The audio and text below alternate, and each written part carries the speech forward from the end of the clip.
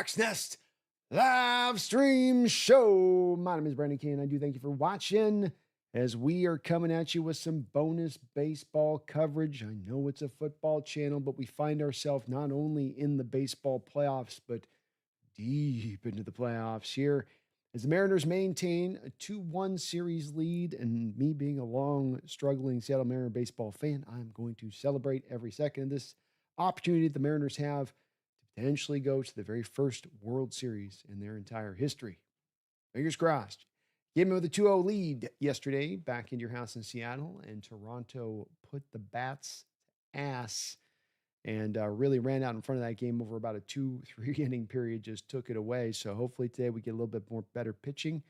Hitting can hopefully stay alive and take this fourth game of the series to really give the Mariners a true handle potentially on not running away with things, just getting the series. That's ultimately what we're trying to do here. Just get the win by any means necessary. Luis Castillo will go on the hill here for the Mariners in this one.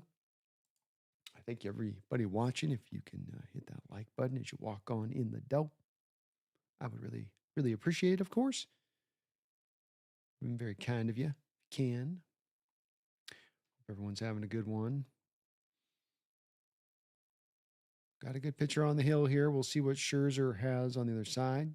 Scherzer's, of course, had a hell of a career. But he is getting a little bit long in the tooth. Just a wee bit. Just a wee bit, he is. Do want to do a quick thank you here as I can to the old sponsorino of the show. Too many things to pick from sometimes, huh? Too many things. Sponsor of this show is Sleeper. Sleeper, of course, has been hooking us up here throughout the course of the year, being our main sponsor on the scene. And I'm very appreciative for that. But beyond that, that's also an app here that is the best in the business when it comes to your daily fantasy. They've got advanced stats you can work off to make the right picks that you want to play. You can get into the daily fantasy, as I said. You can mix and match baseball to football, baseball playoffs, football regular season, basketball on the horizon. A lot of different points of action to get in on. You can go for the over and unders, as you can see right here. I like that particular lane. That's just kind of my speed over there. And if you followed my picks yesterday, you would have been in the money. So we did well yesterday's picks. Today, likewise, I think I've got a nice little ticket put together here. Vladimir Guerrero, less than a hit and a half, because I think you're going to pitch around him. George Springer's been kind of hot. I'm going to get him more than a hit. Julio more than a hit. And Scherzer more than a 3.5 strikeouts, because this Mariner lineup likes to swing. But you can use my code right now, NEST, on the Sleeper app, Nest. And that'll get you 100% in your pocket of up to $100. On top of that, they've got a $20 free entry in right now. No code needed. Just create a login, free $20 into your account here through Sleeper. So $120 from me to you through the Sleeper app. And you show some love to the channel at the very same time. We call that a win-win. Sleeper does have terms and conditions that do apply. See their site for details. All righty. We're about to kick this one off.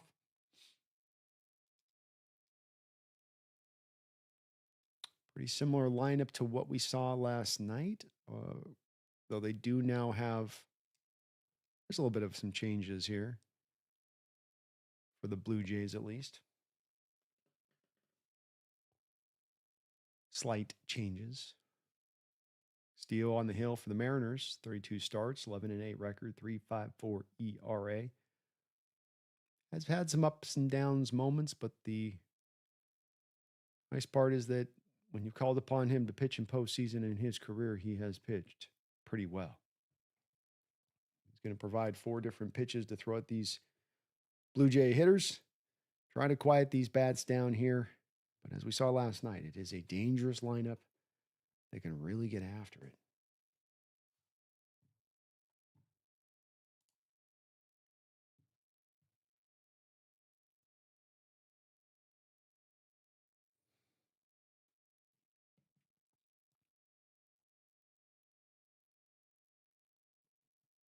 Let's go, Megan. It's good to see you. Sean, Power, Dogzilla. Hello. I haven't had a chance to see the Steeler game if they got something going on. All right, this can't be this way, right? They're going to be playing stupid stuff.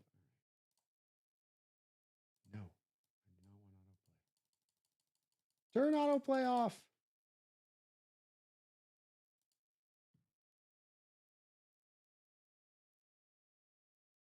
So let me turn off that autoplay. Might see that flash here and there. We're going to keep an eye on it. We'll keep an eye. All right. George Springer steps in here now. He's had a pretty good series so far against the Mariners. A couple home runs, including a leadoff shot in the opening game of the series. Ball low at the knees.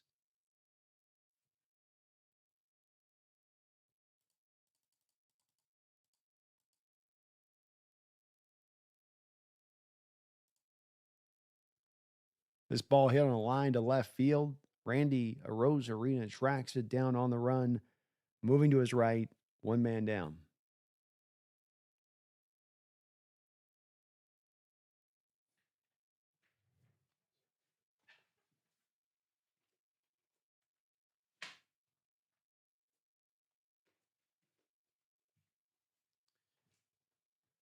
Mariners got some good speed out there in the outfield. Luke's steps up to the plate now. Luke's having a good series, hitting 348, but also a painful series. He's hit a couple of shots right off that meaty portion of his right thigh, both with a ball. This ball batted on the ground here to first base. Naylor up with it. Nice to see. Out number 2. But then also, of course, running into the fence last night. Had to be taken out of the game after that point. You know that thigh is aching right now. And probably 2 sizes bigger than it normally is.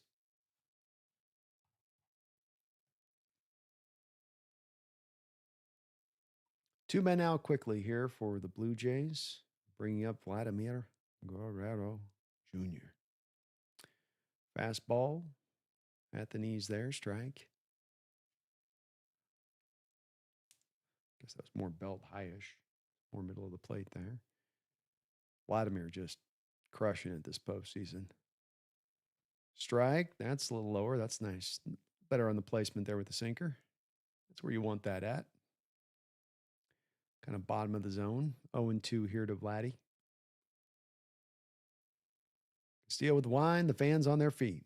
Swing, chops him. Crawford's up with it. They get him. What a play by Crawford. What a play by Crawford. We'll see if he did get him. He had to range far to his left, gather the ball, and then just got anything he could on the throw. Throws a 2-hopper to Naylor in the name of just getting the throw off as quick as possible, and does indeed get him. That looks good. Out number 3. You need the D to be on point today. No freebies. No earned infield base hits that you had a potential to be able to throw them out with. And that's right there, one that's exactly what you got. High degree of difficulty there. It's not hit with any kind of force. So it's not like the ball got to Crawford fast there so that he got an opportunity to gather to. He had a really, was already slow. Vladdy's hustling up the line. Vladdy's not like lightning fast, but you still got to gather and then throw off. And instead of gathering and trying to put a real, hard throw in there and, tight, he just did that thing where you just kind of throw it over there really quick and just get it to him. Like those quarterbacks in the pocket, when the pocket's breaking down and they've got a little guy out in space they can throw to, and they don't do their full throwing motion, you'll just see them do a little, like they're dumping a basketball off almost. Addison says, "What's up, Brando? Hope we can pull this off tonight. I hope so. My fingers are crossed. My toes. Praying. We need it. Power Coats, good to see you. Need a strong start from Castillo tonight. Yeah, Castillo getting you something through tonight would be big time. A couple different reasons, of course. But especially with the way that they batted around your team yesterday. HHG, I got no notification. Why YouTube? That's weird. I definitely set these up in advance to ensure that it should be doing that, but I might have been a little late. You're supposed to get outside of 24 hours, so I might have been a hairpin late getting it in. I got tomorrow's going to be on tomorrow too, so if you don't see it tomorrow, HHG for sure will be live again tomorrow.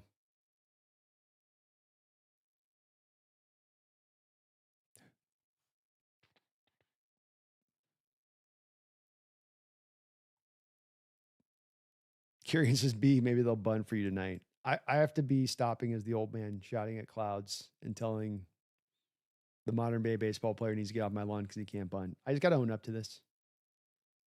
Anybody that's followed me will attest the fact that Brandon has sometimes a hard time letting things go. I, I can chew it probably a little too hard on something for a little long, maybe here and there. So we'll go with that one being that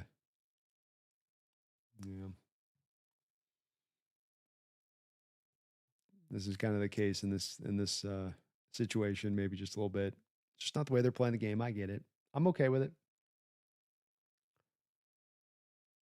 Certainly Victor Robles would be looking at me like, I'm not bunting again. You saw what happened to my hand the other night. Shut up with your button.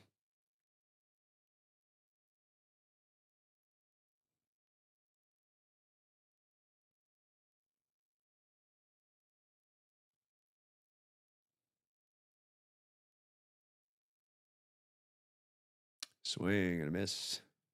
Four-seam fastball there from Scherzer. Randy hitting 176 here this postseason, though he got himself a jack last night at the end of the game. Bouncing ball, left base side here. He's up with it and pulls a Crawford move himself. He saw Crawford, said, hold my beer. Clement comes running up and then just sort of throws the ball haphazardly to first as fast as he can without any much, oomph on it. Just kind of tosses it on over there and gets him out. Smooth looking play for him. As a former first baseman, I will say that you don't like that as a first baseman to a degree, where you're like, oh, it's going to be a great play as long as I short hop this one with my glove with a guy charging first base. How about you throw it in my glove?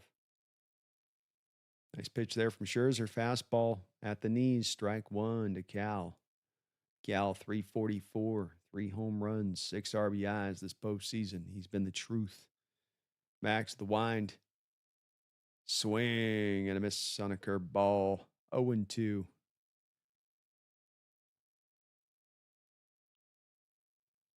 Max looking psychotic as ever out there on the hill. Wild eyes, nervous nature, a little sweaty, full of ticks this way and that. Lips plopping about wildly around his face there. 1-2.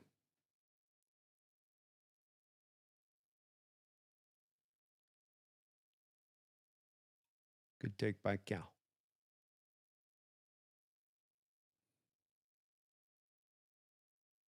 The wind, the pitch, foul back. Tried to go upstairs on him, and Cal was able to not quite get up on top of that ball.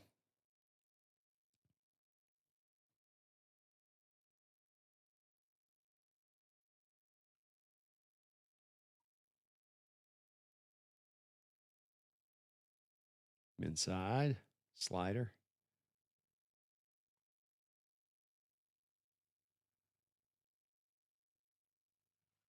Nice work by Cal here. Getting this count back to a steady place. 2-2 pitch. Bounced on the change.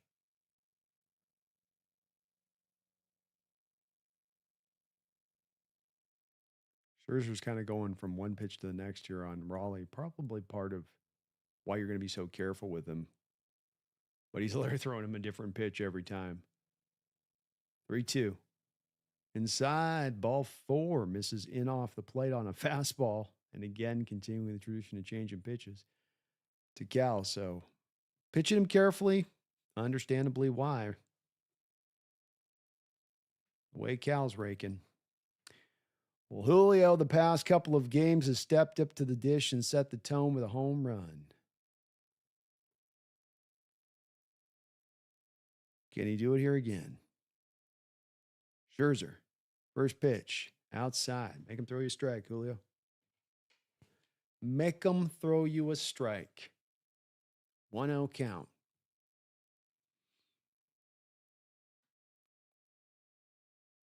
Julio hitting 242 this postseason. A couple home runs. Good take outside. Scherzer getting the fastball a little closer back to the plate here as he past 4 pitch sequence has kind of lost a little bit of control. Now you can sit on the fastball, Julio. Look for that fastball in the meaty part of the plate. I look away, if anything. Outside, ball 3 now. Scherzer kind of searching for the. He was good on the first at bat there with Rosarina. He spotted up nice. First pitch to Cal, spotted it nice. 3-0. Outside, ball 4. Wow. Well, there's being careful, and then there's being careful. He's missing so far off. I don't know if I could call this nibble mode. He's we saw last night with Kirby at times, sometimes you're tuned up to the nines, even a vet like Scherzer here. Oh boy, when I look at Scherzer right now, anybody that's watched Major League Baseball, you guys remember the old guy in Major League Baseball, like the old starting pitcher, Major League Baseball? And they got some guys like 54 to play the role at the time. And the old journeyman. Polanco up to the plate. Ball 1 low. Scherzer reminds me exactly of that guy. He's got the same body. Anybody that watched that movie, he's the guy that gives Serrano a hard time constantly. 1-0 count. Runners get their lead from first and second. Bouncing ball. Foul. Scherzer looked a little confused there.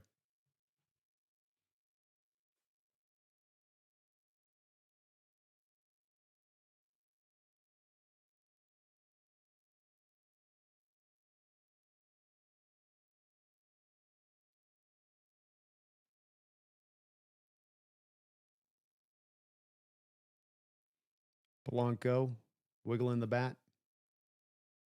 Oof. Nice. There's a nice change for Max. He put that down low, right at the bottom of the zone. And, it's a good take by Polanco. I don't know if you want to be swinging at that. 1-2. Polanco set. Comes back and just checks on Cal Raleigh. Gutsy there by Scherzer, because you could risk having a balk there and pushing the runners to first and second there with that move.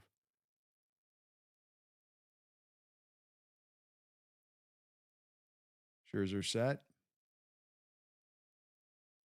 Middle here. And double play ball there thrown out.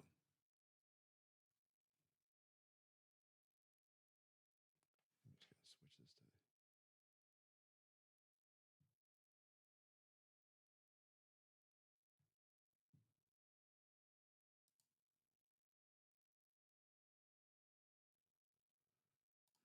Let's do this way.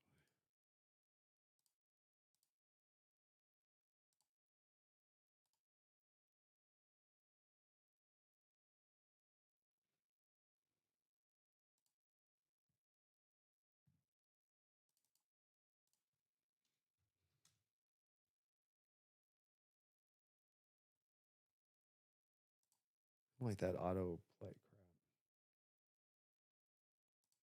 We can get to this where it doesn't do this.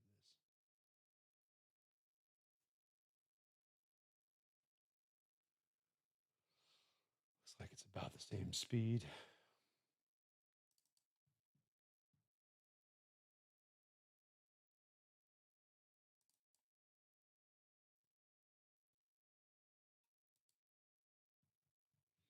It's all about the same.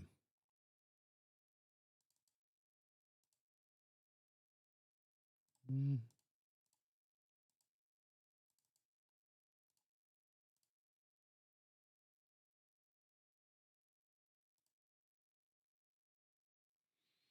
Mm-hmm.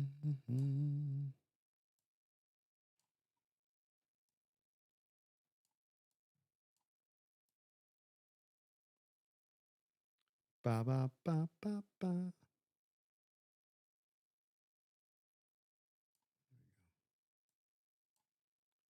Just a little bit smaller. Still get away with it, huh? Something like that.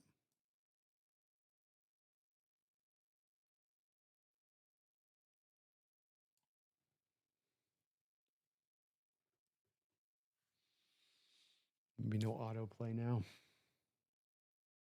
Yeah, Megan, a gentleman sweep is that's 5. If it's a 5-game, well, if it's 7-game series, it'd be you win it in 5 games.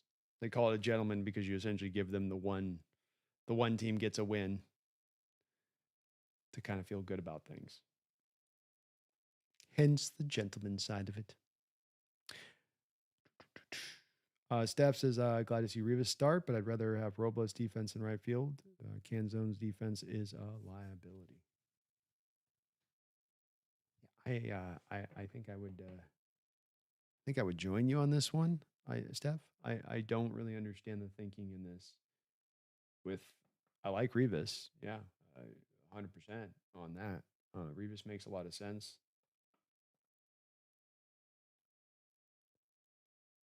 1-0 here with Castillo. It's kind of an odd move here as a lineup move here, especially with Canzone because he's been just. I mean, Canzone's literally might be 500, not a 5. He'll be a 50 hitter. I've never said that in my life about a player through the first 2 games of 3 games of a series. He will be a 50 hitter. Like either nothing, you haven't had any hits for 3 games or none, but like he's a 50 if he puts another 0 for up today. And at least with Robles, it's just like I do have a little more confidence in Victor. Victor will give you every other bat will be decent. Canzone, it's like every at bat's just like they're giving you the lefty righty switch there, buddy. You should be able to get after that. 1 man down here. Sinker misses low 1-0, 1-0 to Varsho. 0-0 game to start this out so far. Steal the wind. High. Well, they give him a strike on that slider. All right. Take that. I'll take that. Edge of the zone. Edge of the zone. Hit high up foul by Varsho. Varsho hitting .321 this postseason. Checks with the umpire to see if that was a strike. But I just noticed that in that lineup, Steph. That's an interesting one. 1-2 count. High. Ball 2.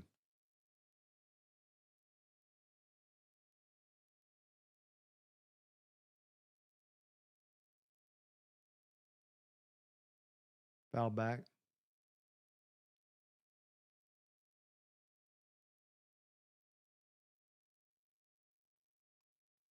Two.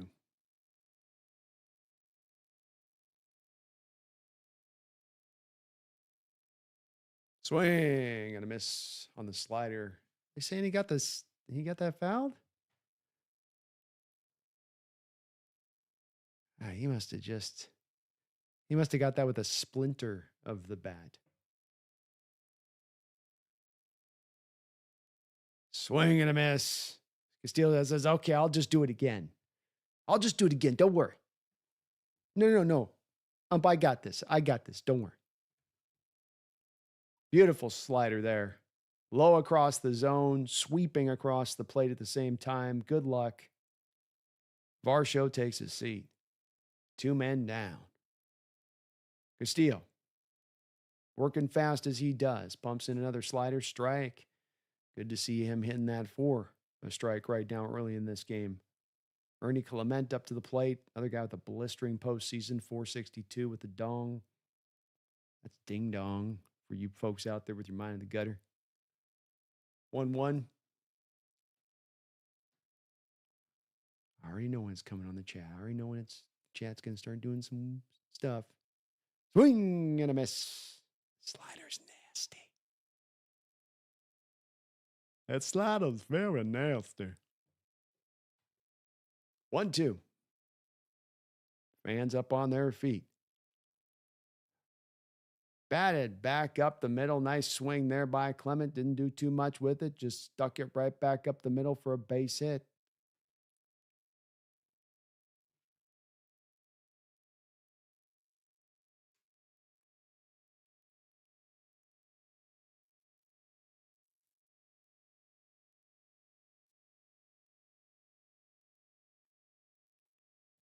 Good level stroke. 2 outs. Runner on first. Castillo takes a peek over first. First pitch ball. Barger up at the plate.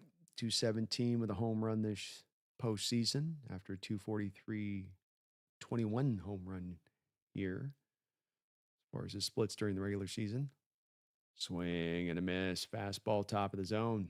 1-1.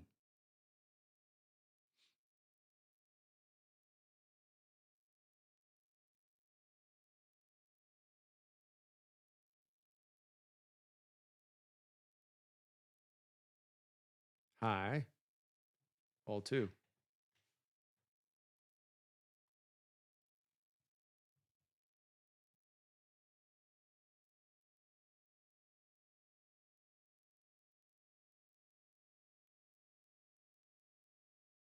Hit off the end of the bat. Climbing the ladder is Crawford.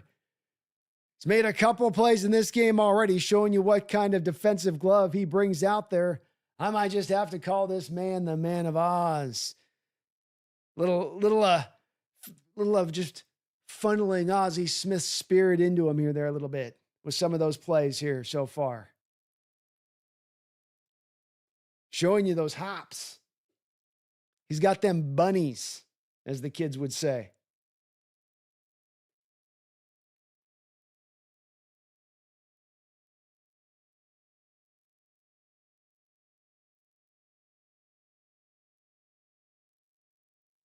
Nice play. Defense can come in and factor into this game. Phoebe, more Seahawks. Thank you for the $2 donation. Says the Major League salary cap frustration is all I see on Twitter. Well, I think when the Dodgers look like such a monster like they are, and you come away from that going, well, how do they build this? Was this, and it's a big market team. It's the old cliche of not only is it a team that has spent so much, but yeah, I think it's also, what is this whole cash payroll thing? All right, tracker for it's, what do they got? 2026 on? Show me 2025. Oh, cash tracker 3. They got $391 million on the books. We're Seattle with 192. That's kind of more in a total.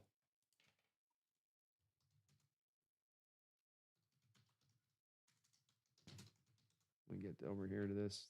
This is going to more show it, I think. So you got the Dodgers this year with $240 million payroll.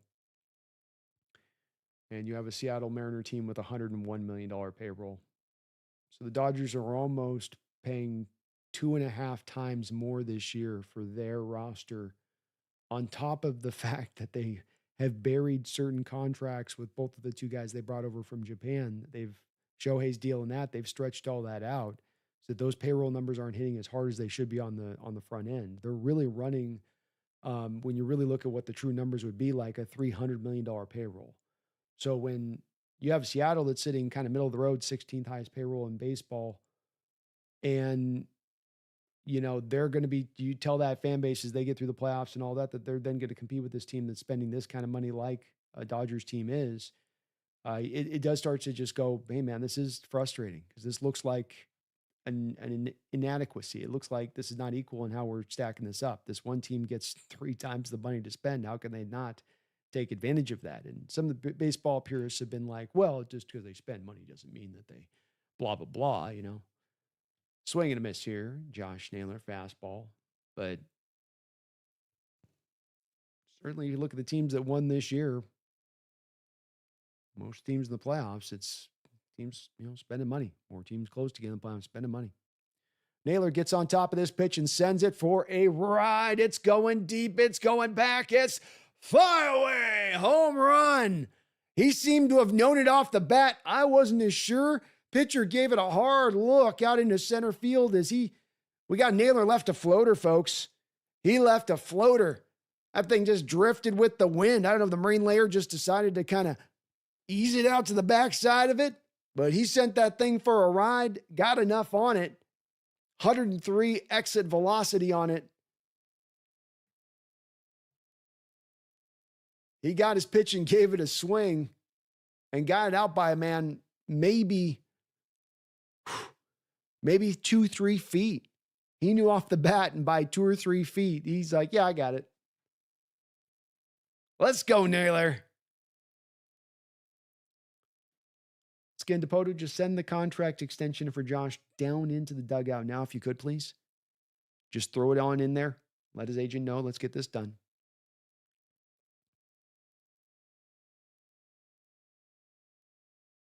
Mariners continue with the home runs. And Naylor wasn't really a big home run guy coming here. It was he'll get you one, every once in a while. But he'll be the batting average and walks and bat control. This guy sent he's dropped some bombs, man.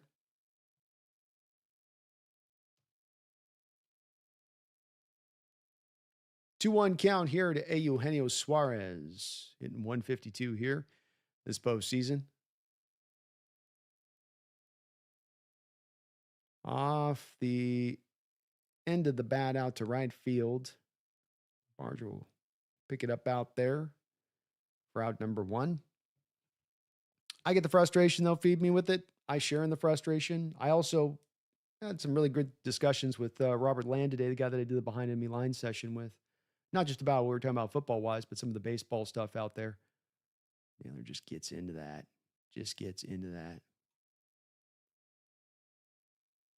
Beautiful slow-mo. Oh, Dom.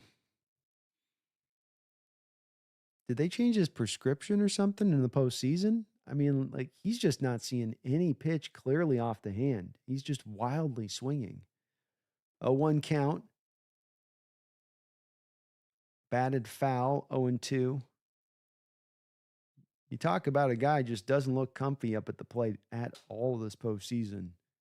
Yeah, we got a lot of guys in the lineup here and there that are kind of struggling through here. As it happens, postseason, top-end pitching. But Canzone's just looked a little lost in the sauce at times.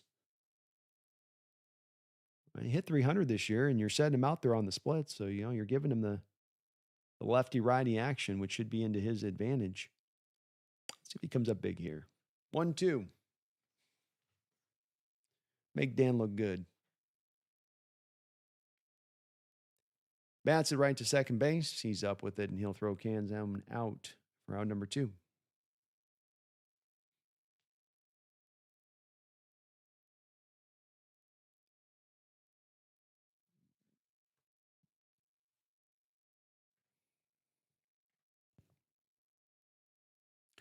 Scherzer up to 27 pitches here in the bottom of the second. Seattle up 1-0. J.P. Crawford up the plate. 241 this postseason with a home run. Gets him on the hands there to foul it back.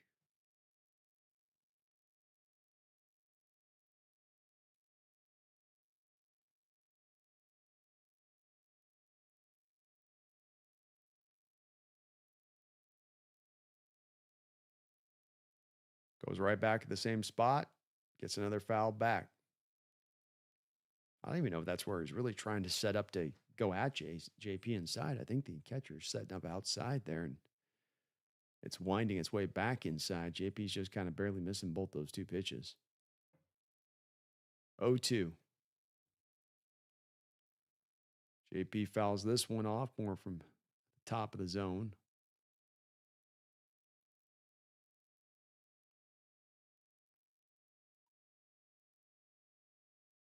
Make him work, JP. Make him work. Good eye. It's a nice changeup right there. Bottom dropped out on that thing. Ball. Rivas on deck.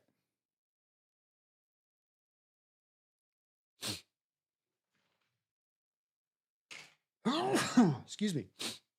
Ball's hit up in the air out and right, and that will be a fly ball third out there. But Naylor with the damage. 1-run home run.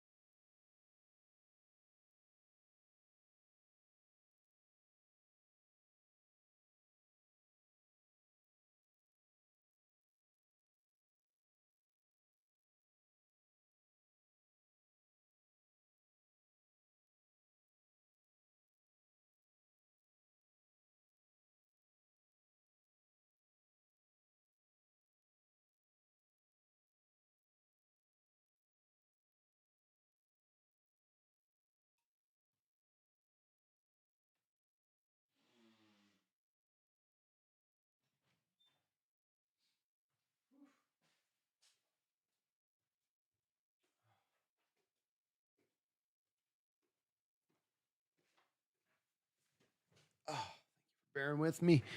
Barry Soy Toro, thank you for the 50, I said 50 months as a Hawks Nest member. You are awesome for that. One of my OG originals here in the house. Says, what's up, B? Fox has been glazing BJ's GM for 4 games now. Yeah, well, and it's like, I mean, you know, I talk about this, Barry, a little bit. I mean, hell, maybe I can just show you guys like this. We'll just do it if I do it like that. Of course, it won't just work that way. But bum bum bum bum bum bum. Let's try it like this. Well, there we go. Oh, it should be showing right there, right? Boom. All right. So it's like, yeah, you got these teams at the top here. They're spending all this money, Barry. But then it's like, well, here, it's like, how brilliant is your GM when you're spending twice the money of the team you're playing in this series on your roster this year in this deal? I'm not going to overstate this too much. It is a thing that Major League Baseball would be smart to try to look at. I mean, you got them way up here, and then you got Seattle way down here. We're creeping almost below 100 million. We're with the likes of Kansas City and Colorado. That's with us making big moves down the stretch. Not ideal. Not ideal. All right, top of the third. Steele comes out, ready to go. First pitch, fastball, outside corner, strike 1. He'll take.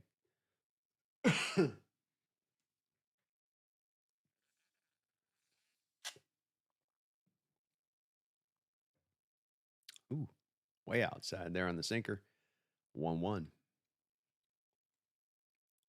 1-1.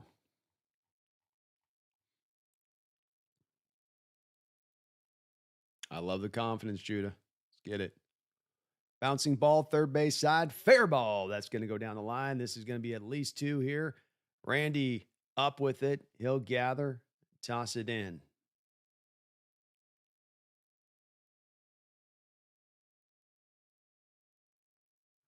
Looked like Castillo had been trying to work him away, and you got that maybe a little bit too inside for him with somewhere he could work with it. Hit it hard. Got on top of it. Castillo almost able to make a play on that.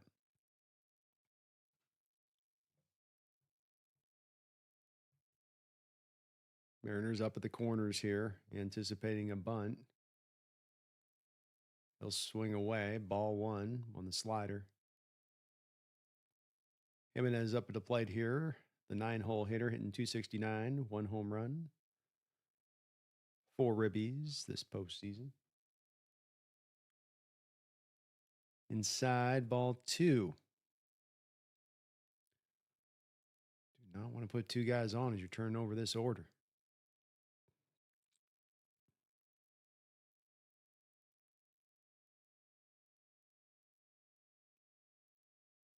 Swing and a miss on the slider. Jimenez swung out of his shoes on that one. He was looking to send that on a nice little ride.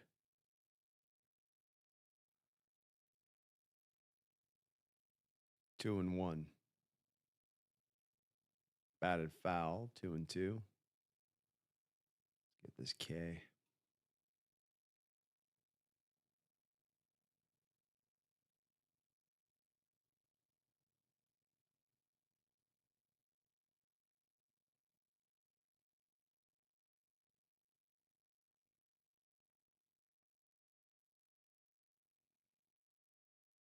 Two count. Got him to foul it off. Back into the seats there.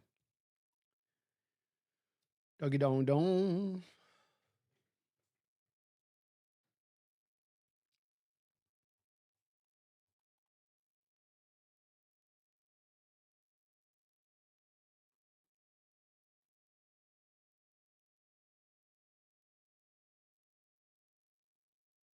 Two count. Runner on second. Nobody out.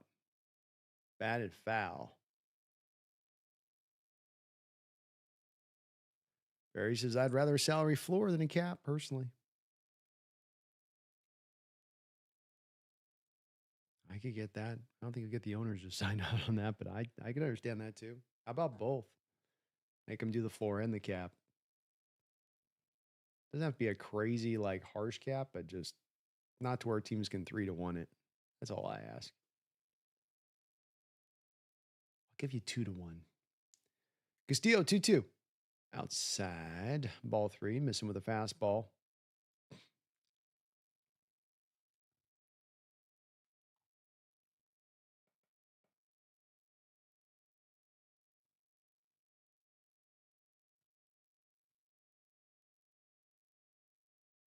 Sounds like I'm whispering.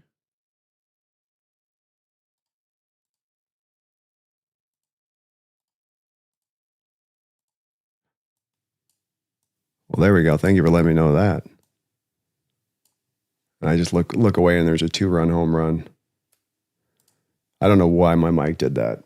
Oh my God, dude, this mic. Windows is so bad about this, constantly changing that. Thank you for letting me know. Yeah, Daniel, it was super low. Nobody else just let me know on that. Thanks for letting me know. I'm coming in louder now. It's mic was low. All right, 2-1 home run. Springer, first pitch swinging. We'll throw it out. Man, we cannot keep this Blue Jay team in the park. That's 6 home runs. I know we've been knocking it out as well. What's going on in this ballpark, man? Everything's flying out the door. Blue Jay, Jimenez just put a good swing on it, swatted the shite out of that thing. God.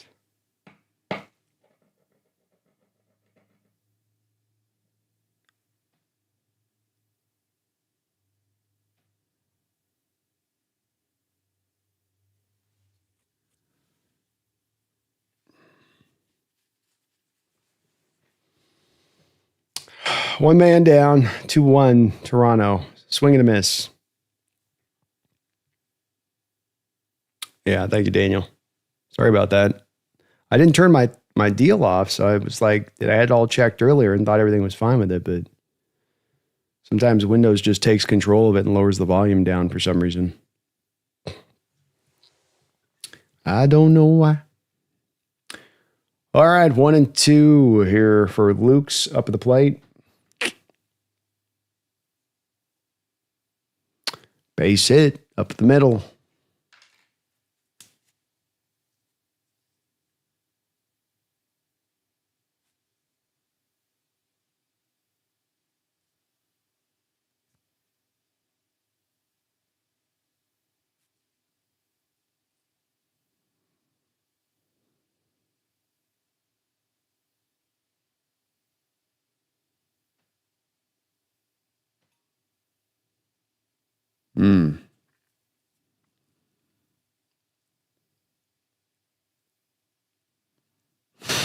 Base hit up the middle, first pitch swinging.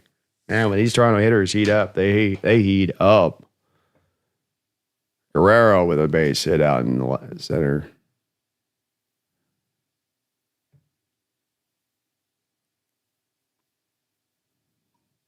Castillo needs to get up in these guys' hands. They're swinging up over the plate and feeling fully comfortable swinging out over the plate like they've got no threat of this coming inside. And I think you got to bring a little bit in there on this, get these hitters to back off a bit.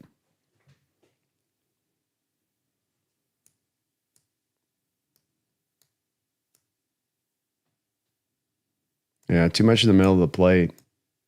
Saw yesterday with Gilbert, man. Third inning.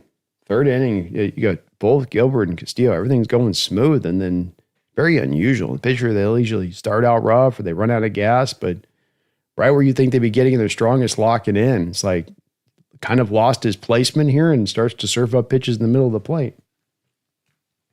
It's not going to work with his lineup. Like, a little more careful approach here.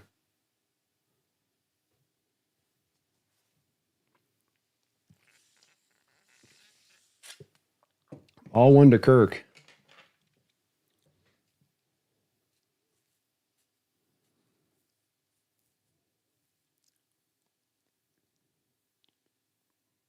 Low. Ball 2.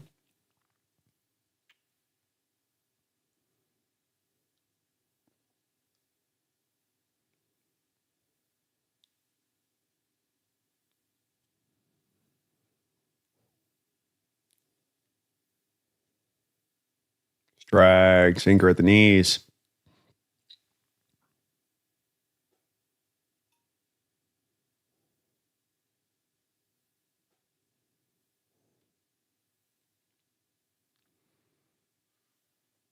Kirk 0 for 1. Taking his time to dig in here.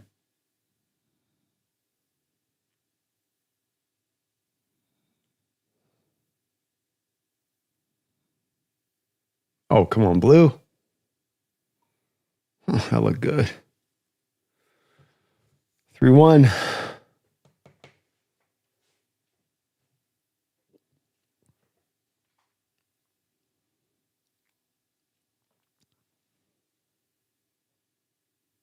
Strike. No free passes here, trash can. You're going to have to swing.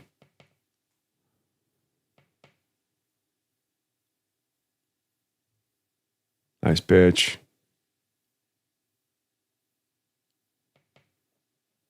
3-2. Foul back.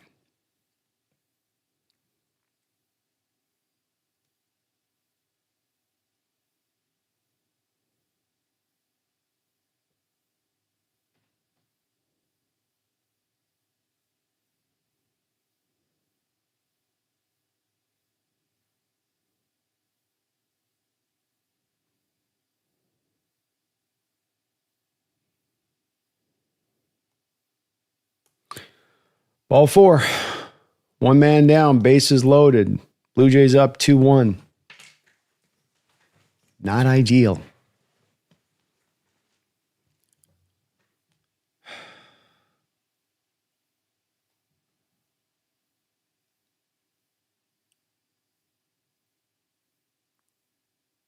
You're going to make the move already?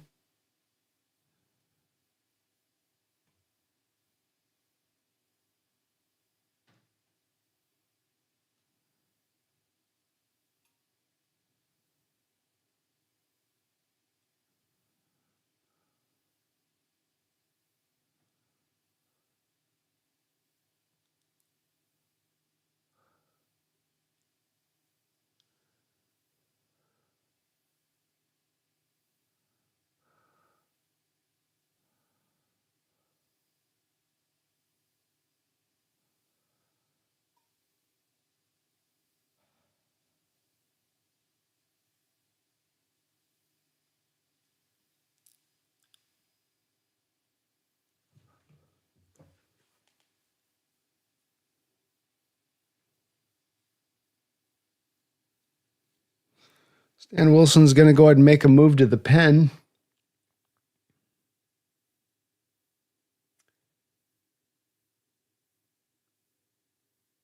He's going to bring out Gabe Spire.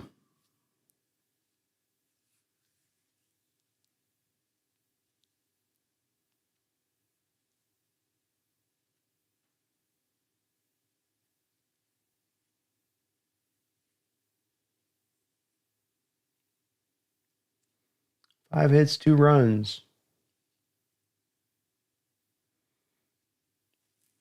Through 2/3 and 2 1/3 innings for Castillo.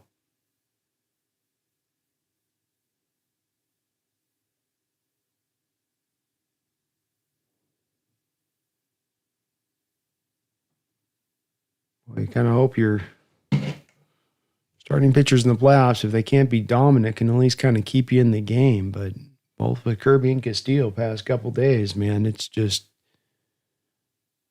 you're moving in your team's. That's a good lineup, but you're taking your team's ability here to go and win this game. It's not over.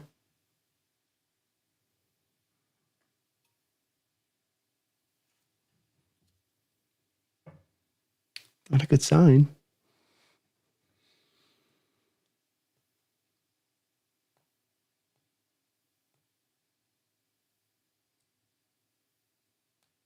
Feels a little early to take him out there. I don't want to. I know Dan's probably having flashbacks to yesterday and maybe leaving Kirby out a little too long. Feels a little early. We'll see, though. High leverage situation. I suppose that's the thinking here.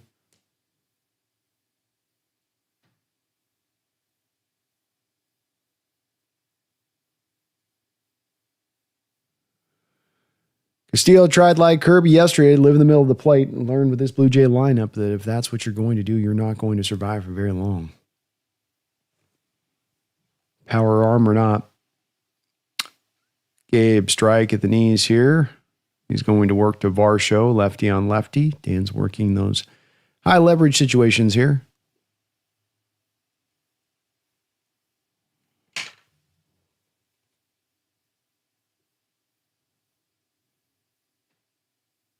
Outside, ball one.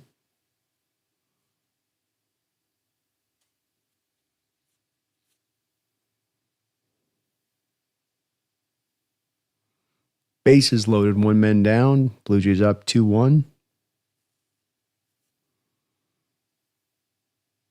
Strike, 1-2.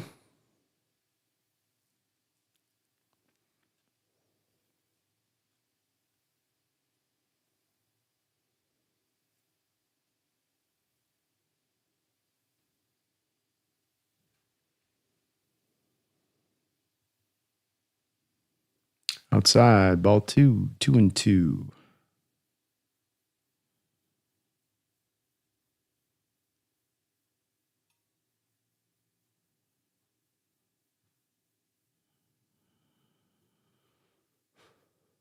Come on, Gabe, throw a strike. Batted foul.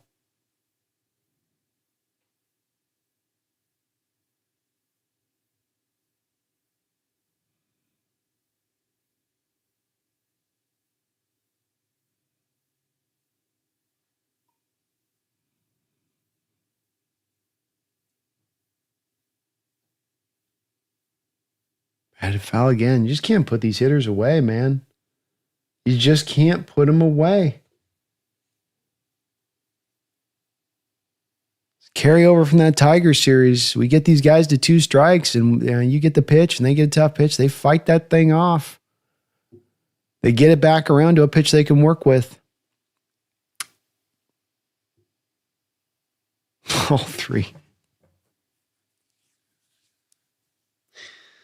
Oh, jeez.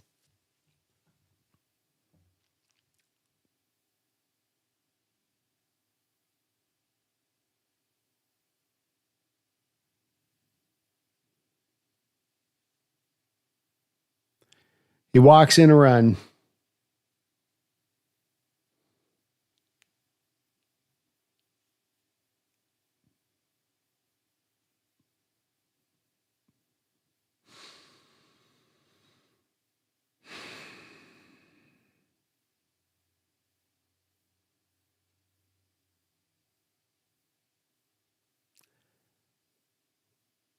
Mariners pitching is in meltdown mode here since coming back home. Come on. Almost a wild pitch there by Gabe. Staff is looking like the moment's a little too big for him once we've gotten back home here.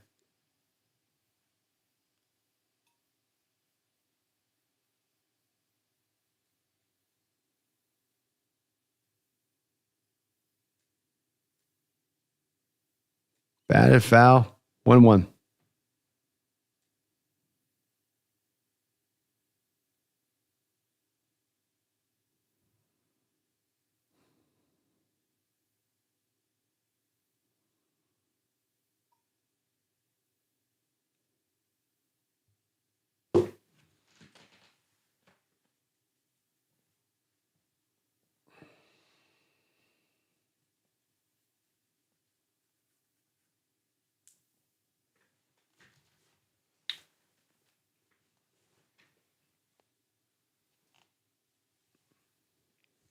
Skied up.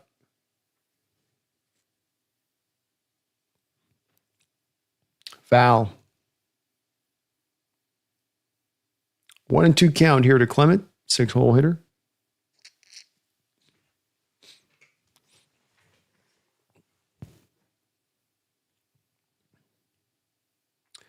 Top of the 3rd inning, Blue Jays up 3-1.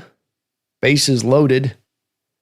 Ernie Clement 4 for 6 with 6 ribbies in his career with bases jacked. High, ball 2. Boy, Spire goes a nibbling. he goes and nibbling when he's got the top end of the count. He's going to just start, okay, I got a couple pitches to work with. I got a few spots I can throw outside the zone here to give him a chase. I love the spirit of it, but the bases are loaded, my man. Swing and a miss. Comes back at him with a fastball down the middle. Strike 3. One more out. The damage is limited.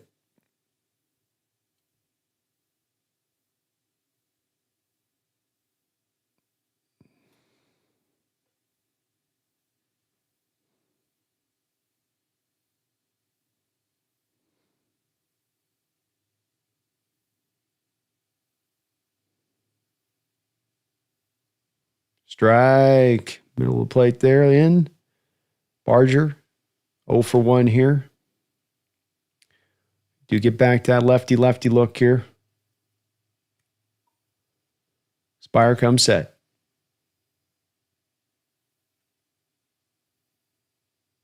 Check swing. Nope. Did not go.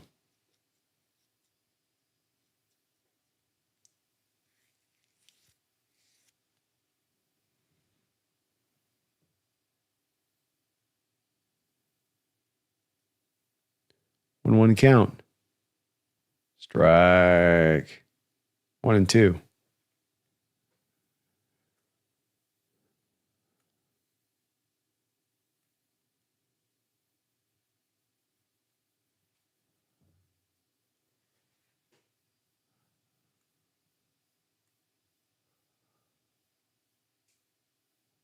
One, 2. Get him. Strike 3. Nice job by Gabe. Shuts down the bleeding. Blue Jays get 3 runs. 4 hits. But you keep yourself within distance.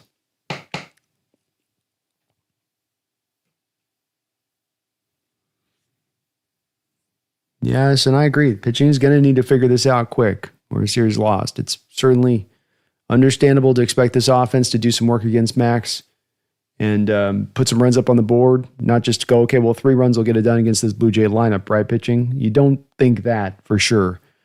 But at the same point in time, they've got to keep it within realism here, within a realistic distance. We can overcome it. Nothing's over on this. We can overcome it.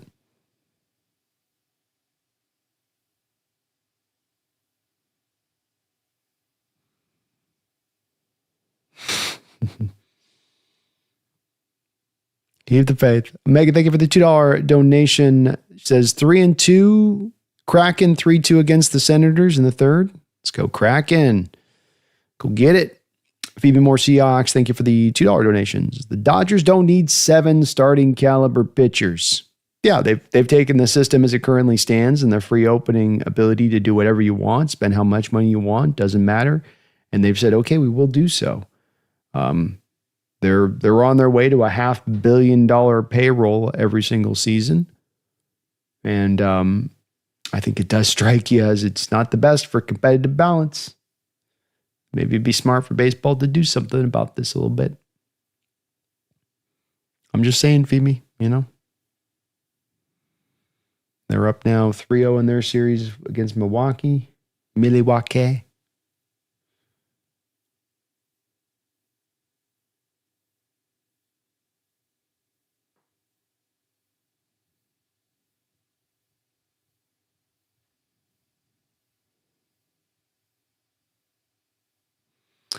We need bats and runners. That's right, Kieran. A lot of them.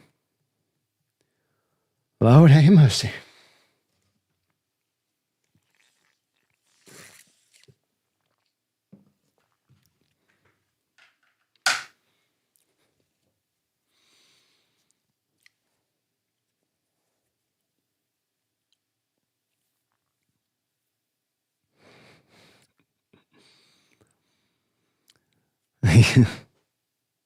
Keep the faith, folks. I know it's getting dark in here, but keep the faith. Long game here, let. I know yesterday was traumatizing, but let's give this thing time to sync up.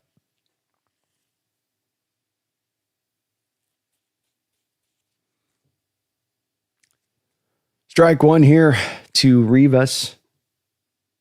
Playing second base today for the Mariners. Blanco DHing. High, ball one there with the fastball.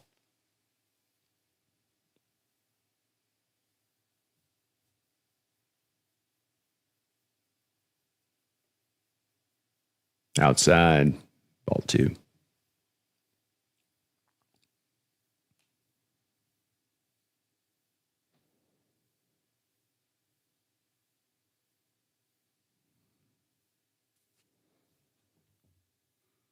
Low, ball three, good eye, kid.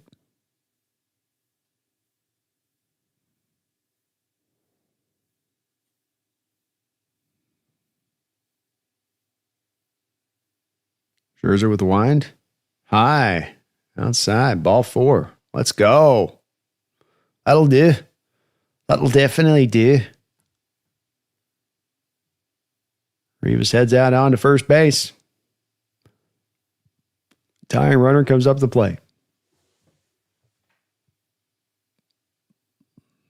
Randy Rosarina. Ground out in the first.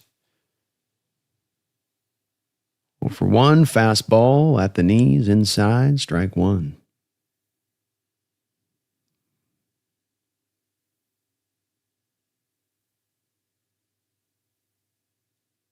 Scherzer comes set. Runner gets his lead. Randy gets his bat on this one, sends it deep, but it will kind of fall off. Didn't quite get fully into the stroke on that one. Good part of the bat of the ball, but not quite able to really get it turn on that one.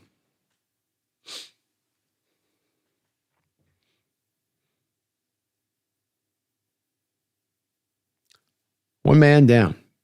Cal Raleigh steps in, runner on first.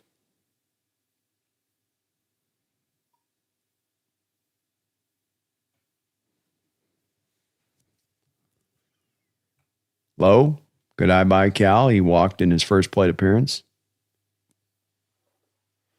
Team says, I can't deal with baseball. See you Sunday, Seattle Seahawks. Sounds good, man.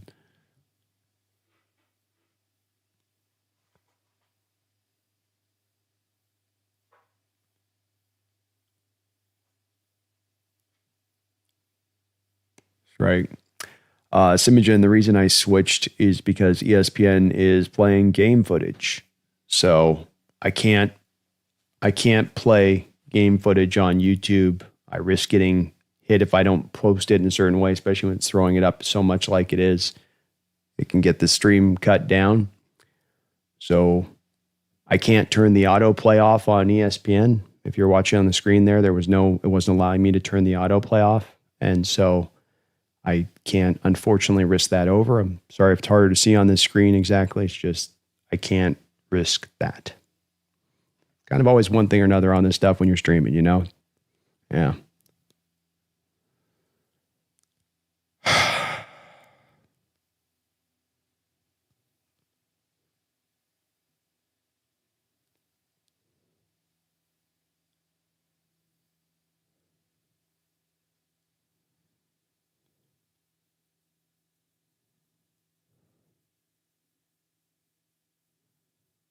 I guess they're reviewing this on whether he got thrown out on a pickoff attempt.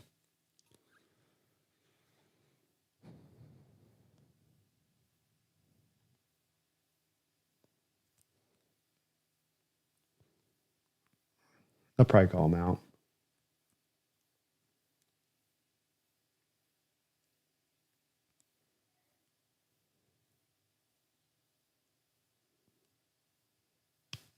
Oh, wow, Simogen. You're awesome, man.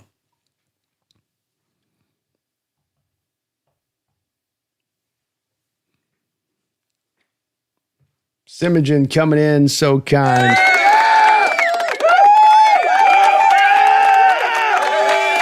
I really do appreciate that, man. Simogen here going with the 20 gifted Seahawk memberships here. That'll brighten some days. And definitely, hopefully, brighten some moods here in the chat, including my own on that, Simogen. Appreciate you understanding again on that, too, with the changing of the screen. I'd prefer the ESPN one, too. I would, but I'm going to have to figure that offline on how to turn that thing off or if they're going to allow you to turn it off, but it wasn't letting me click that stupid damn button. I was sitting there just click, click, click, click. It's like the guy with the bell in Breaking Bad. So indeed, he does get thrown out at first. Always good there. So that walk goes for naught. Fouled back. Yikes. Simogen, though, you are the man. Hero on the stream here today, coming in with 20. I said a 20 gifted subs. 2 out here with a 1-2 count. 1 second. Let me just finish. See where this inning goes on this one. Inside. Check swing. Saying he went. Okay. Strike 3. Okay. Simogen, you are awesome.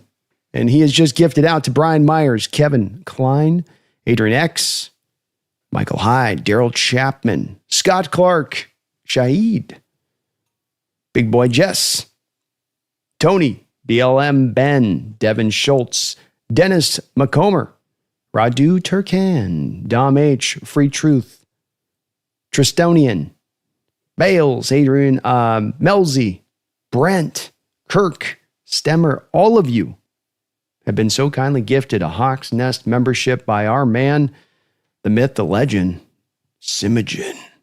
Simogen. You are the man for that, Simogen. Thank you so much for that. I will get, by tomorrow's stream, we'll get the ESPN feed figured out.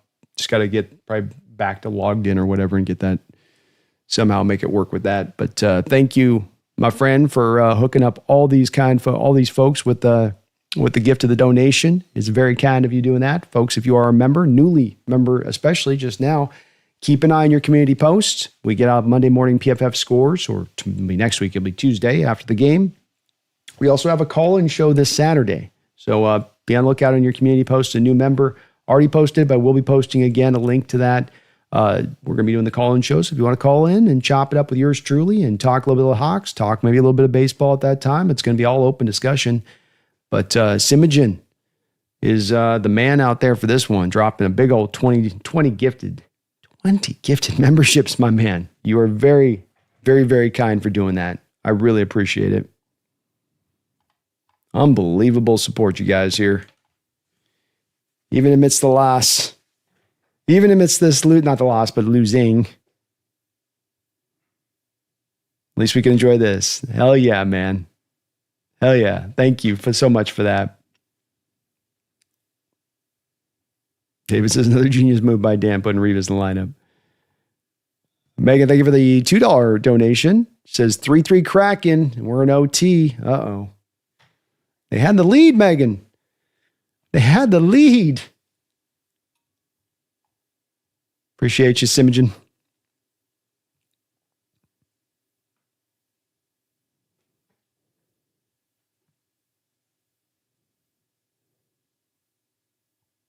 I don't know how that was a swing, Jordan. I thought that he checked it pretty well there. Looked like he had a pretty good job of keeping that pulled back there. Kevin says, just par for the course to Mariners. We had 2 good games, and now we're imploding. Definitely, it's tough. The part is not the losing part, I think, with this. Just, yeah, you do feel like you've lost some kind of this momentum a little bit here that you're trying to then reestablish back, and it seemed to be so strong there through those first 2 games in Toronto. And you thought, boy, coming back home, you'd definitely still be able to capitalize on that. But instead, that's not been able to be the case here.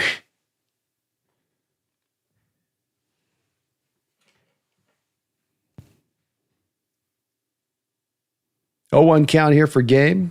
Misses high, 1-1.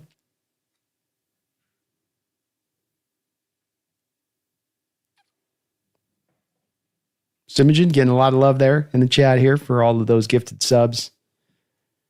Gifted memberships, sorry. Nice pitch there by Gabe. 1-2. Feels good.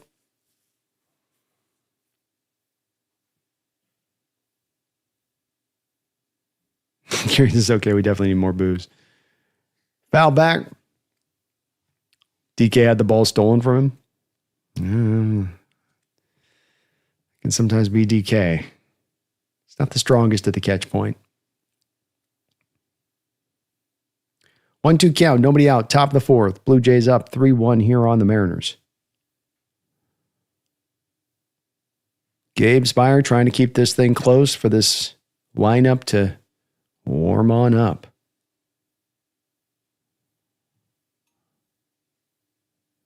And again, just marvel at the fact the Blue Jays lineup, especially comparatively speaking to the Mariners lineup, does such a tremendous job of staying alive with 2 strikes. It's just times in our lineup you can feel like get to certain hitters here, you get 2 strikes in and it's game over. You're getting a swing and a miss. You're not getting a lot of fouls back. Check swing there. Like that looked like a check. Did he foul that off? Okay, yeah, he fouled that one off. Can't put him away, man. Cannot put him away. And this is their 8th hitter in the lineup.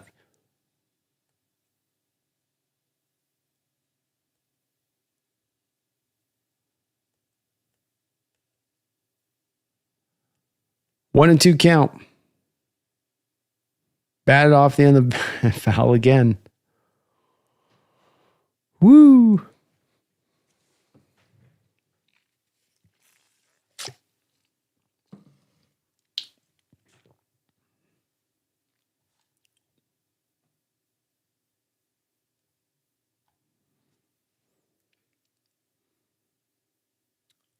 Hit out to center field. Long run here. Ball will get down and fall. Can of corn in the outfield just drops. Why are we playing so deep? And we're playing the 8-hole hitter like we're standing on the outer edge of the warning track.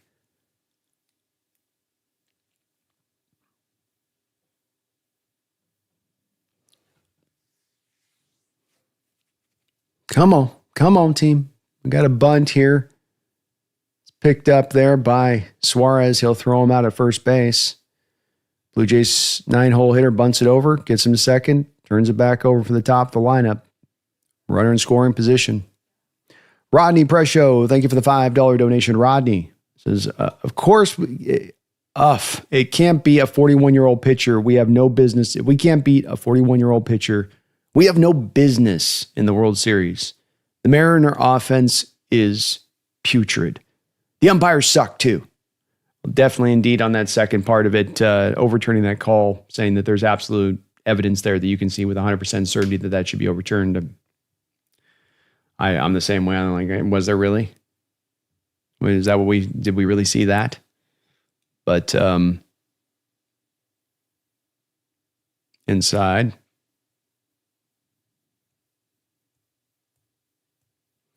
One out, 1-0 count here. Springer up at the plate.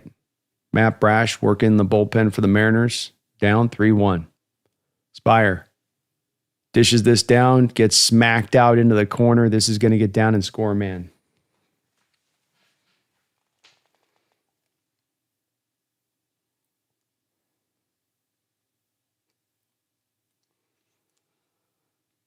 Oh, boy. All right. Blue Jay hitter lineup is woken up in a big old way here, and Mariners just cannot stave off the bleeding.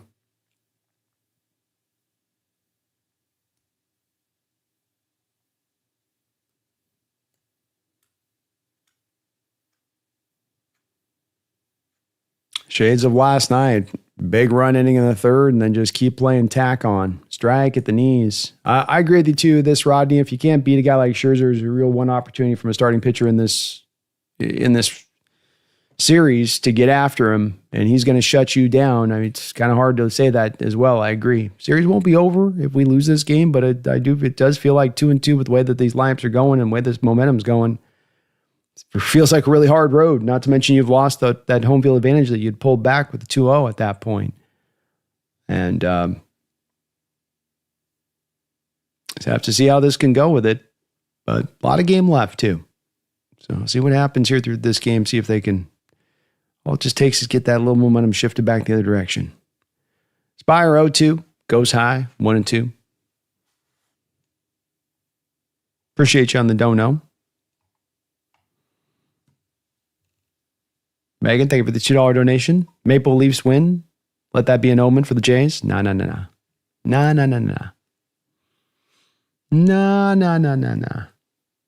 That's an omen that they got their dub for the day. Now Seattle gets to have its dub for the day. That's how that math works. 1-2 count. Batted here to Crawford. He's up with it. Throws him out. Out number 2.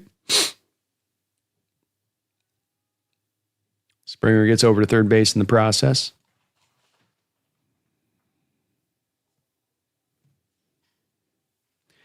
David, thank you for the $2 donation. He says, the fans should boo the hell out of this team.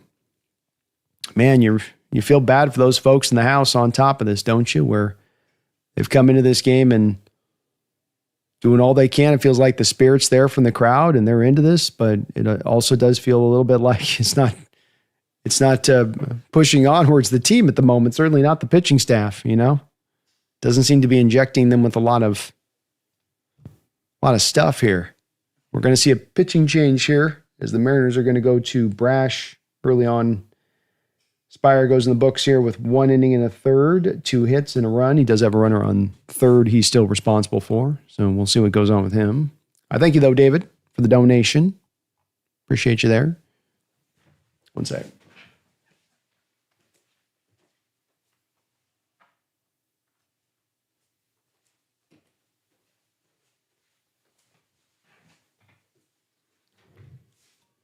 All right, let's see if we can get this. In the name of the man dropping 59 memberships in the chat here. See if I can get this working.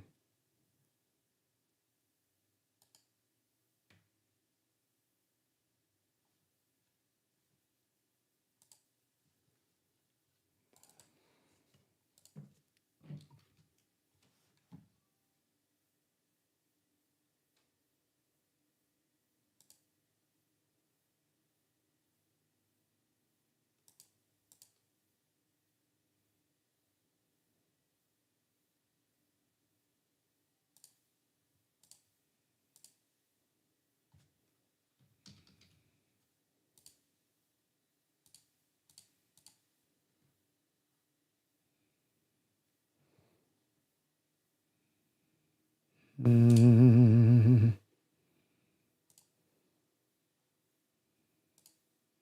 me turn it off now.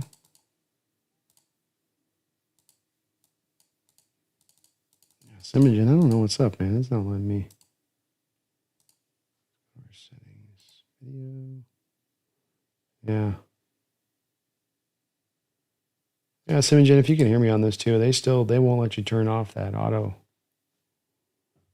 thing on the other side. For some reason on the ESPN side.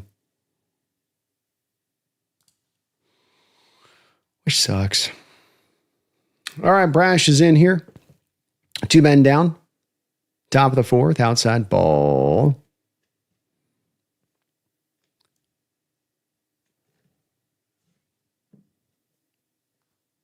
Kevin Cincinnati saving himself. We're making next year.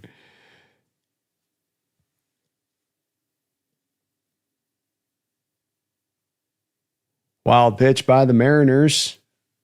That will score a run, 5-1. The wheels have come off.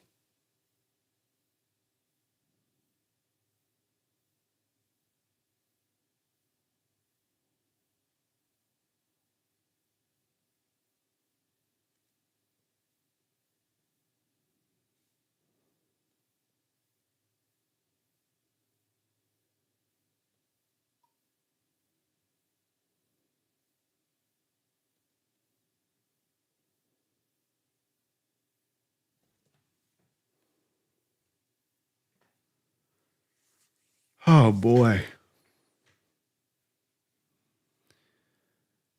Well, this is hit out into right. 2 more runs added onto the board for the Blue Jays. You're bringing your stoppers out of the pen, and they don't stop nothing. Oh, man.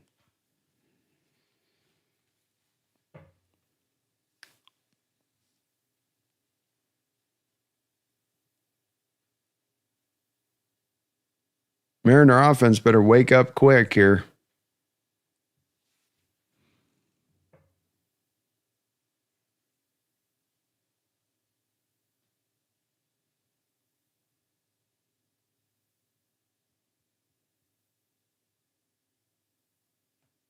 We can still get this, Jordan. It's not over, but it's also like I get the positive tipping. I'm totally not out on the game, guys. I think that there's sometimes also this draw to like, don't say that, don't get back, don't get down, don't stop it. It's like, well, yeah, look, it's kind of embarrassing the last two games. This is not ideal. I think it's okay to be like a little bit of like, yeah, it's frustrating to watch this and kind of be frustrated by it. I'm not bailing on the team to do that. I don't think people in the chat are with it, but it's like at the same time you go, damn, come on, guys.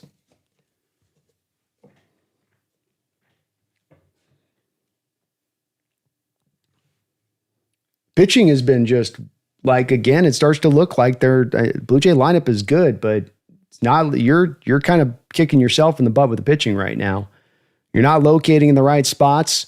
The wild pitches and overthrows coming out of our pen, the guys at times when the pen's going wrong, it's a lot of times led up by guys coming out of there that are, not throwing strikes and then getting themselves into trouble and then coming back eventually having to groove one. And yeah.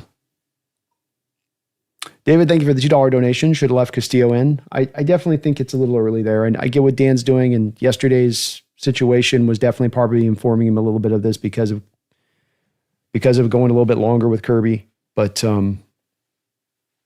yeah, you would it's a little early there where you probably give him a bit of an opportunity to see if he can fight his way out of it.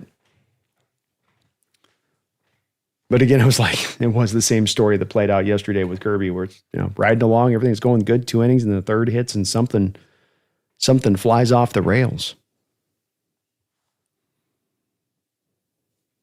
Jordan says, playoff baseball humbles you. Boy, does it ever. Does it ever.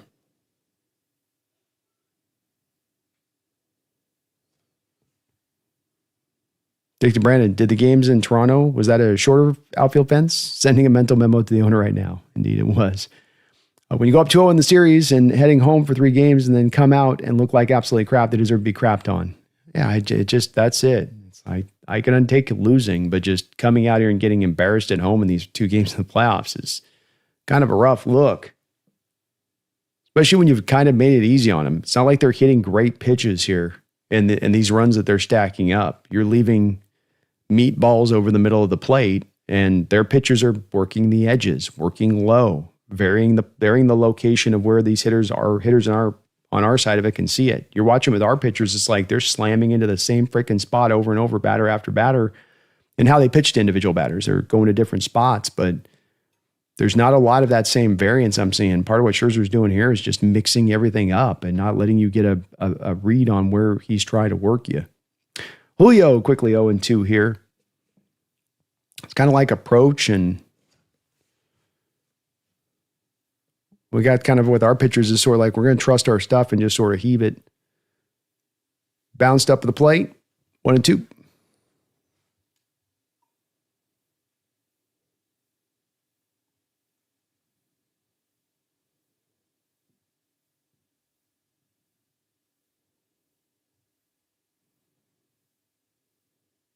Yeah, Jordan, at the end of the day, it's not good. Dana left him a little longer, sure, but that it would have been much better if Castillo didn't put him in that position. Yeah, I agree with you. Swing and a miss on the curve ball there. Gets Julio swinging. Out number 1.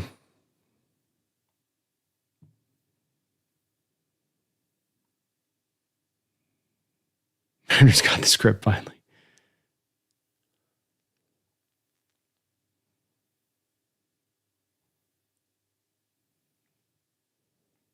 Flash hammer, abandon all hope, ye who enter. No. There's hope. Blanco fouls off a change up. 0-1. Bottom of the 4th inning. Mariners down 5-1. This a grand salami away.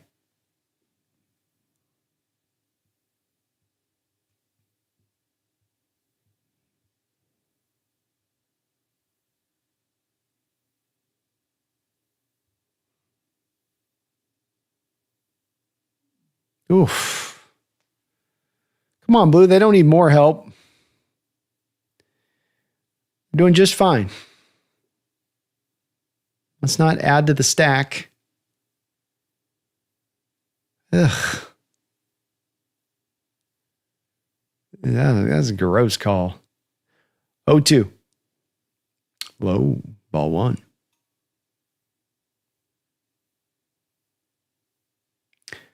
50th pitch here for Scherzer. So he's working fine here into the bottom of the fourth. One man down. 1-2 count. Curve ball off the end of the bat. Out to right field. That'll be caught for 2 men down. Yeah, I don't know if Jordan, we've had the equal. I agree with you. The equal on the calls on these pitches. The borderline calls have been a little humda.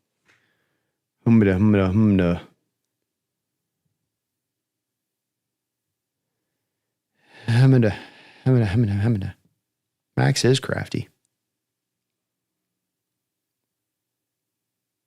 2 outs. Josh Naylor, the man responsible for the sole run in this game for the Mariners after he swatted a home run in his last at bat. Fouls back the first pitch.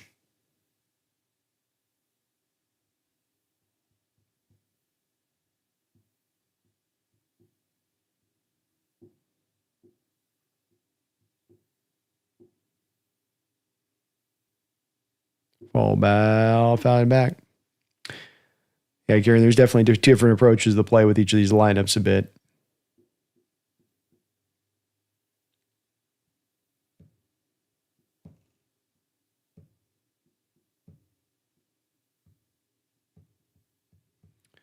Oh, 2 count.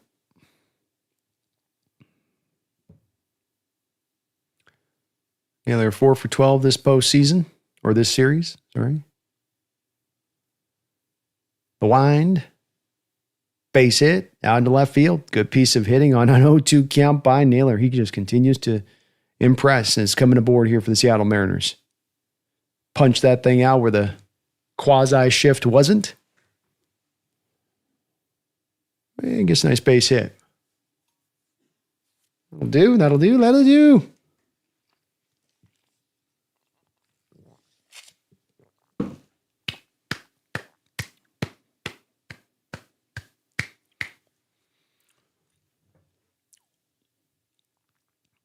Hey, Eugenio Suarez up at the plate. First pitch swinging. Yeah, because why not? Foul back. Let her rip, baby. Let the big dog hunt. She ain't eating if she ain't swinging.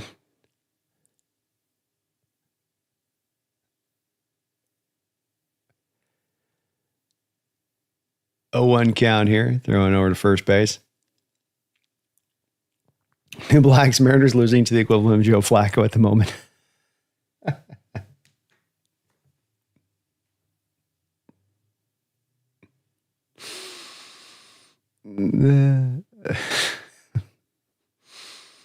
God, Eugenio, please, for the love of God, learn to hold the bat back. Jeez. Come on, my dude. 0-2. He check swinged on a ball that was about 6 feet outside. Maybe not that far, but it felt like that.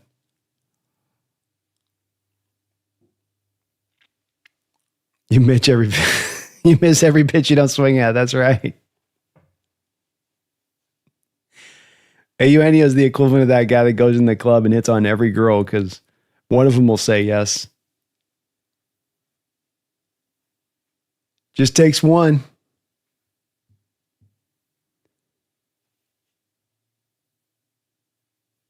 1-2 pitch here to Suarez.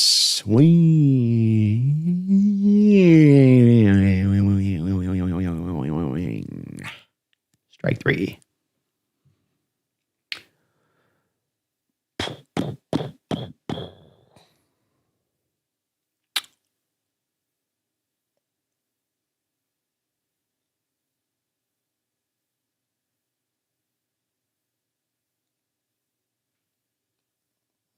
Daniel, the pitcher for the Blue Jays, Scherzer, had at one time he was a very good pitcher, and certainly I think he won a Cy Young. I think at one point or another. He's had a long career. He's just so very long in the tooth. He's very far removed from what he was in his prime. And this would be the probably one vulnerable spot here in the Blue Jays rotation where you have as much of that opportunity as ever to make some headway here. Like if you were in a game where it was like, well, this is a game where our starting staff didn't hold up for us and we need the offense to come through, this would probably be the game with this particular pitcher to be doing that with. But he's gotten pretty well locked in. 4 innings of work, 3 strikeouts, 3 walks. I think in the walks that you see that he's caused and you've got him base on, he's being careful around the lineup and doing a good job of staying out the middle of the plate, which, I mean, I think the big problems I see the last 2 days here for pitching staff and difference of what the Blue Jays are doing and what we're doing is that we're living in the middle of the plate too often, especially when we need to throw a strike.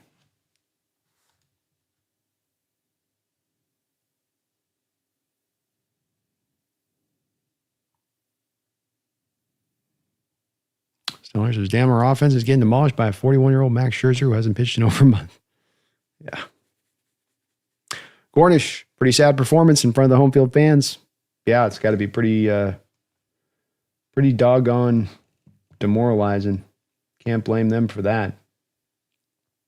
I'd be over there going, yikes.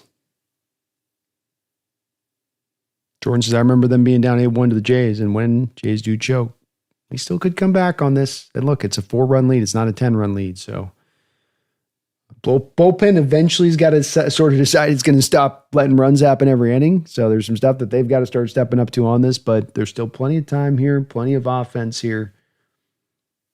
Not even halfway through this game yet.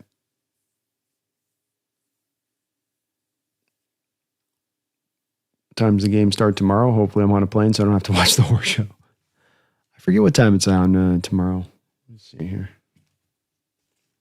It's a good question.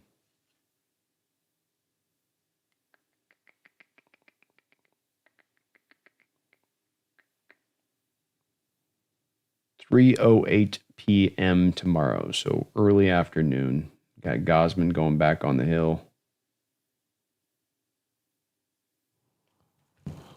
Alrighty, Alejandro Kirk.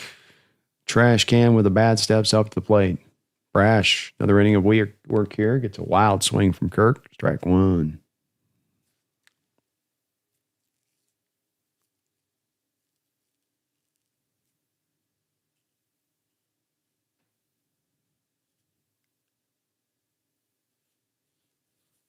I think it's not very full with many Blue Jay fans at all. There's a lot of Mariner fans in there tonight. Batted hard right at Crawford. He continues to field his position well tonight. Up with the throw and tosses him out. Nice quick 1-2-3 inning. Get this back to the offense. Brash, that'd be great. That would be great.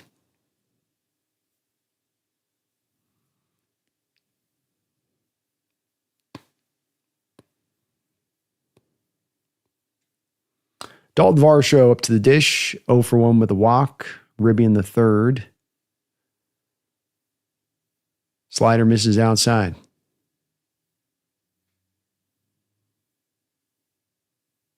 Yeah, Manuel. It looks like it's a pretty good turnout for Mariner fans. Ball hit up off the end of the bat, skied out into center field. Julio is up with it, and he will throw it back in there for out number 2. Yeah, Crawford looking smooth. I'm calling him Ozzy tonight. He's the man of Oz. I can't say if he's done a backflip or not yet, but I think it's coming.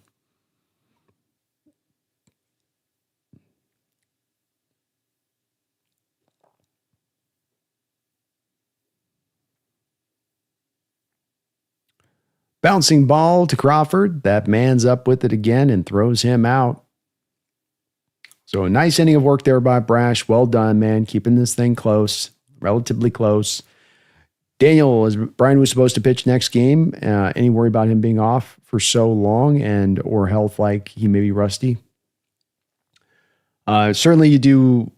It's not the most greatest thing to be able to have a guy that, hasn't pitched in a bit of time coming back out there to pitch a big game like this. That part's tough. As well, though, you could maybe say with him, he might have been one pitcher in this rotation that could have used a little bit of that time beyond the pectoral. Because remember with him, he had all of those quality starts through 6 innings. So a really good amount of work on his arm this year as far as starts, as far as getting into the depths of games.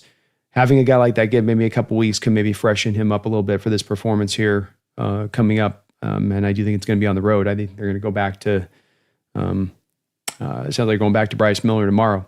I think that you got to go with this. As somebody has mentioned in here, you have in Scherzer a guy that's not been pitching consistently either. And he came out there and able to do it. It can sometimes it's rusty. Sometimes you can be a little bit fresh. Refreshed, I guess, is the word I'm looking for there. Steelers relax, guys. If Seattle wanted, they could blow out the Jays. They just want to keep it close. There we go. There we go. Yeah, Miller tomorrow. Miller time. It's Miller time.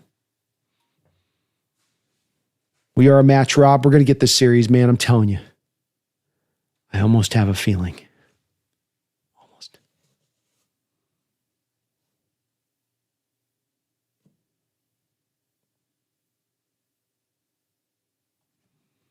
Michael says we need to jump on Max Scherzer, so Schindler will pull him early. I want to fight the Jays bullpen. Wouldn't mind getting into that, that's for sure, especially the way Max is pitching. Sure that you're not going to get him out on a pitch count. Still very low there.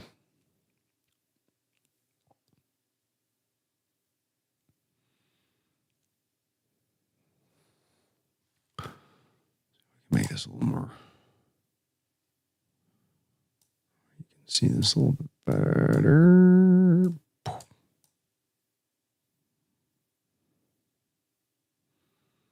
I'll try with this image and at least make this a little closer. Just a little bit closer.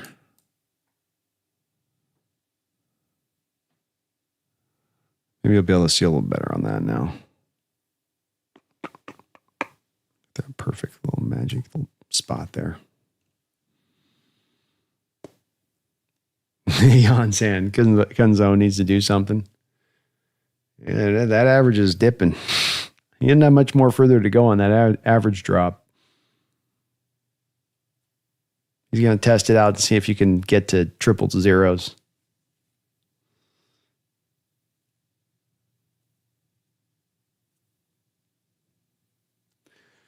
Scherzer back out on the hill here for the fifth. 4 innings of work, 1 earned run. Canzone, first pitch swinging. Yeah. Fouls it.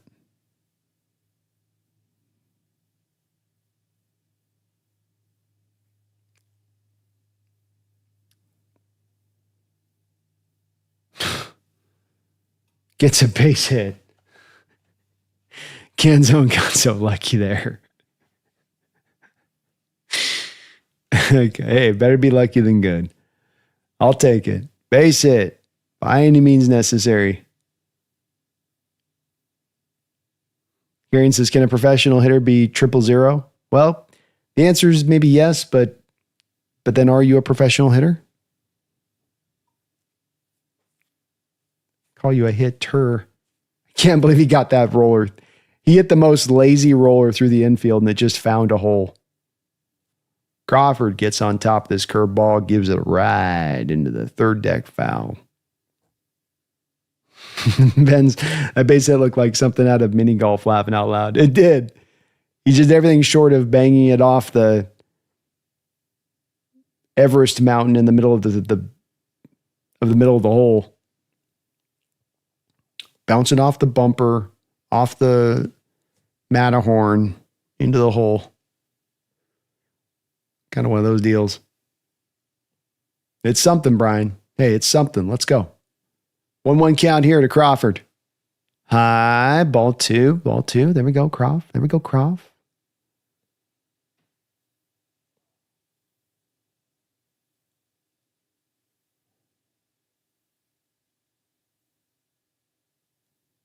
Two, 1. Outside, ball 3. Yes, sir. Yes, sir. I'll take another one of those, please, sir.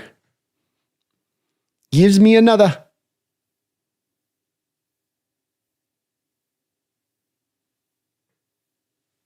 Ugh. Pops it up. Center field. Got there. Out number 1.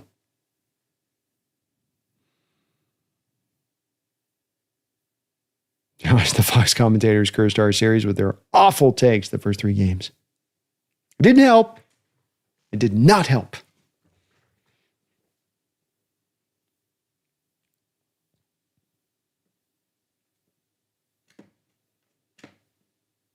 JP's got to take their 3-1. I'm sorry. You got to take. Rivas, ball one. Mariner bats, again, that common problem that they can have, which is getting too free swinging, man. You've not worked any of these counts in this game, absent a guy here or a guy there.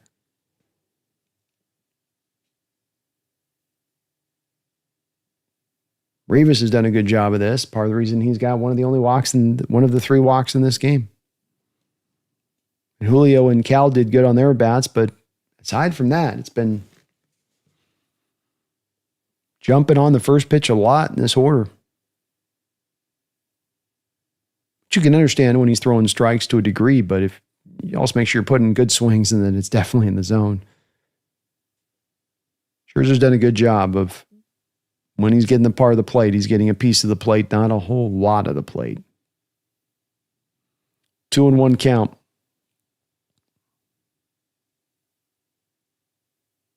Outside, good eye, kid. 3-1.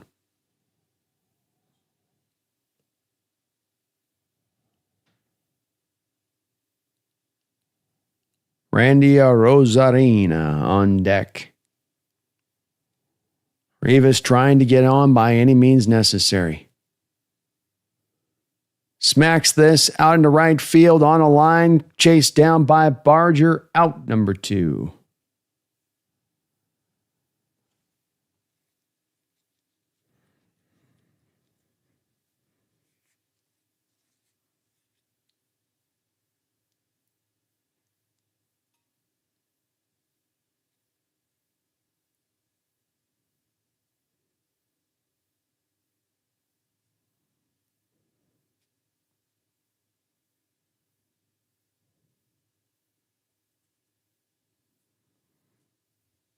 I don't, Jordan, the last 2 at-bats, I'm with you, man. Just take a pitch. There's a time and a place for getting aggressive, and there's a time and a place when you're down by 4 runs. You got a 3-1 count back-to-back in the last 2 at-bats. Take the pitch. You're at the bottom of the order. Neither of the 2 of you are the big sticks in the lineup. Get on base. Take the pitch. Outside ball.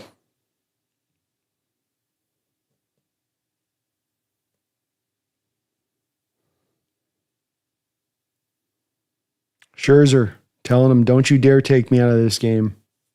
1-0 count, running 2 men out, bottom of the 5th. Randy, strike at the knees.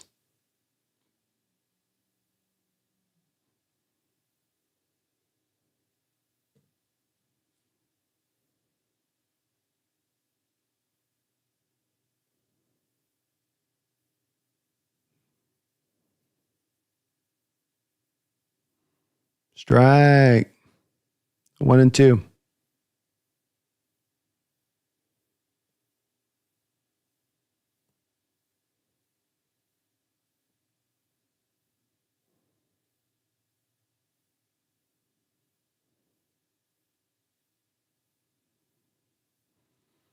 Swing and a miss. Strike 3. Scherzer's pumped. Closes the inning out.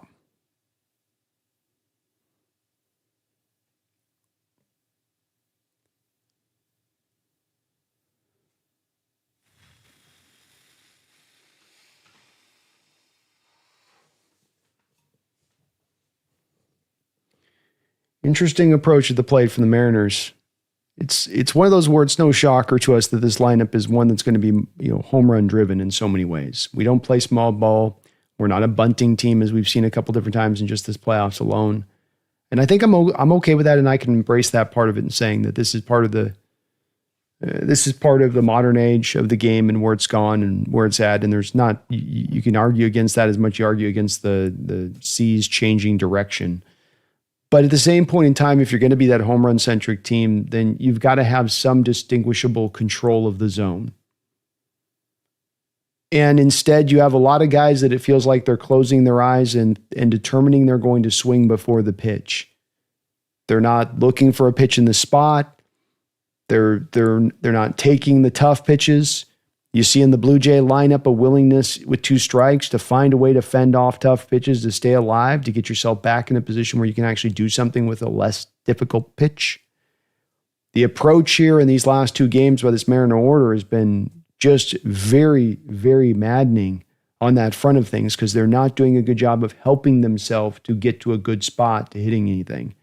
They're making this easier on the Blue Jay pitching staff.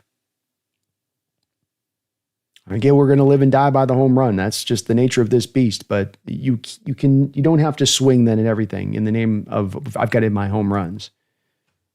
And boy, watching that last inning with your 8-9 hitters getting to a 3-1 count and you're down by 4 runs and both are deciding on a 3-1 count to start swinging. Just, I can think of no better representation of a little bit of what I'm talking about here, which is that's like you're almost avoiding the walk as a bad result here in this lineup. Their approach would make you think that. I don't believe it, but it's like your approach would make you think that in watching them sometimes when they go up to the plate.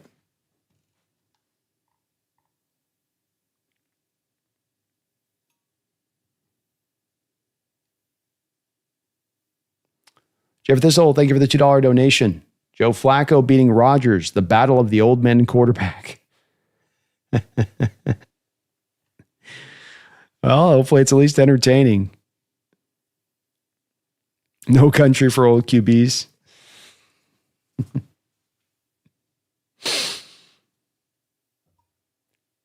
Yeah, this is good to have had the bases loaded with no outs. Indeed. Stellar says Seahawks win on Monday. I hope so.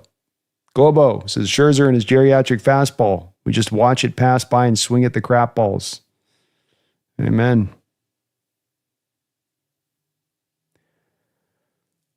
First pitch swing into the corner here, a double for the Blue Jays. Vargas in now pitching, taking over for Brash.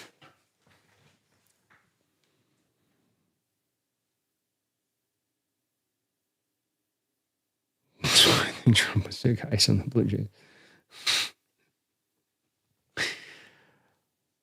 I definitely don't like the zone today on the ump either, Jordan.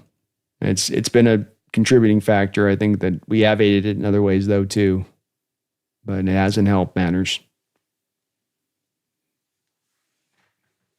1-0 count here for Vargas. Andrew Wynn, how you doing, Andrew? Says, hey Brandon, I love the NFC West War Zone. Thank you, man. I got my new backdrop here with the little plate that I got from our guy, the Ram fan, that put that little thing together for us. So it was cool to get that in the mail. But appreciate you, man. Thanks for watching. Have a lot of fun over there, even when it gets a little bit hot. 1-1 count here for Vargas. They're going to try to bunt. They're going to lay down the bunt foul.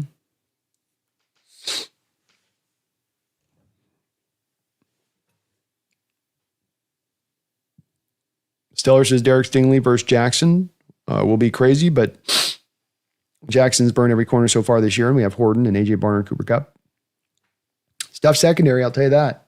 That Texan secondary's got some difficulties. Wow, this is like a bunt. Oh, no, he's able to hold him at second base. How do you not just be running with that first pitch contact on the ground, huh?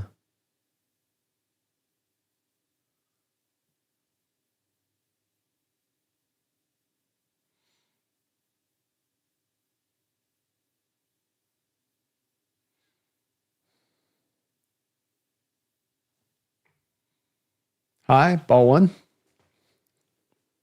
Monsoon Miller and Wu need to save our season. Indeed, maybe so. Swing and a miss, 1-1. But they got two Stellar. Don't forget, they've got Lassiter is a very good young corner on the rise. Petrie is excellent slot. They got the means to give us some problems. 1-1 count here for Vargas. Foul to the left side. This might be playable. Julio's giving chase, and he can't quite track this down. A long way to go for Julio.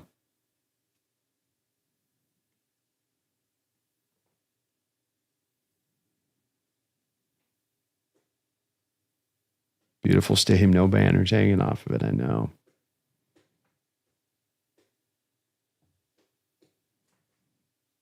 Global hobo, smart baseball, just swinging the bats to touch the ball.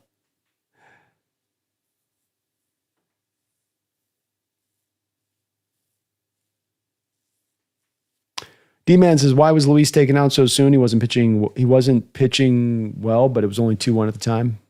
A little early for my taste as well, D-Man. I thought that it was also a little premature. I think Dan just had the very same thing that was going on with Luis is exactly what happened with George Kirby yesterday. And you wouldn't want your managers to be this reactionary, maybe. Smashed on the line, picked up by Naylor, well fielded on his part. He hurries to first base to get the batter, out number 2. Barger gets over to third base, but Vargas can limit the damage of this inning here by getting out right now, even after the opening double. I would just reckon a guess, and this is just a guess, D-Man, on it, because I think that generally terms you wouldn't do this in a regular season, certainly.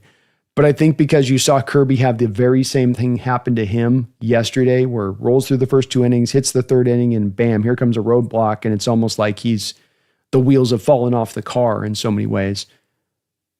First pitch swinging, 100-mile-an-hour fastball sinker to Springer. Strike. So I'm guessing that's a bit of the reasoning, but like you, I probably would have tried him at least for another batter. I wouldn't have given him a long hook, but probably would have given him a little bit more than that. Low. 1-1.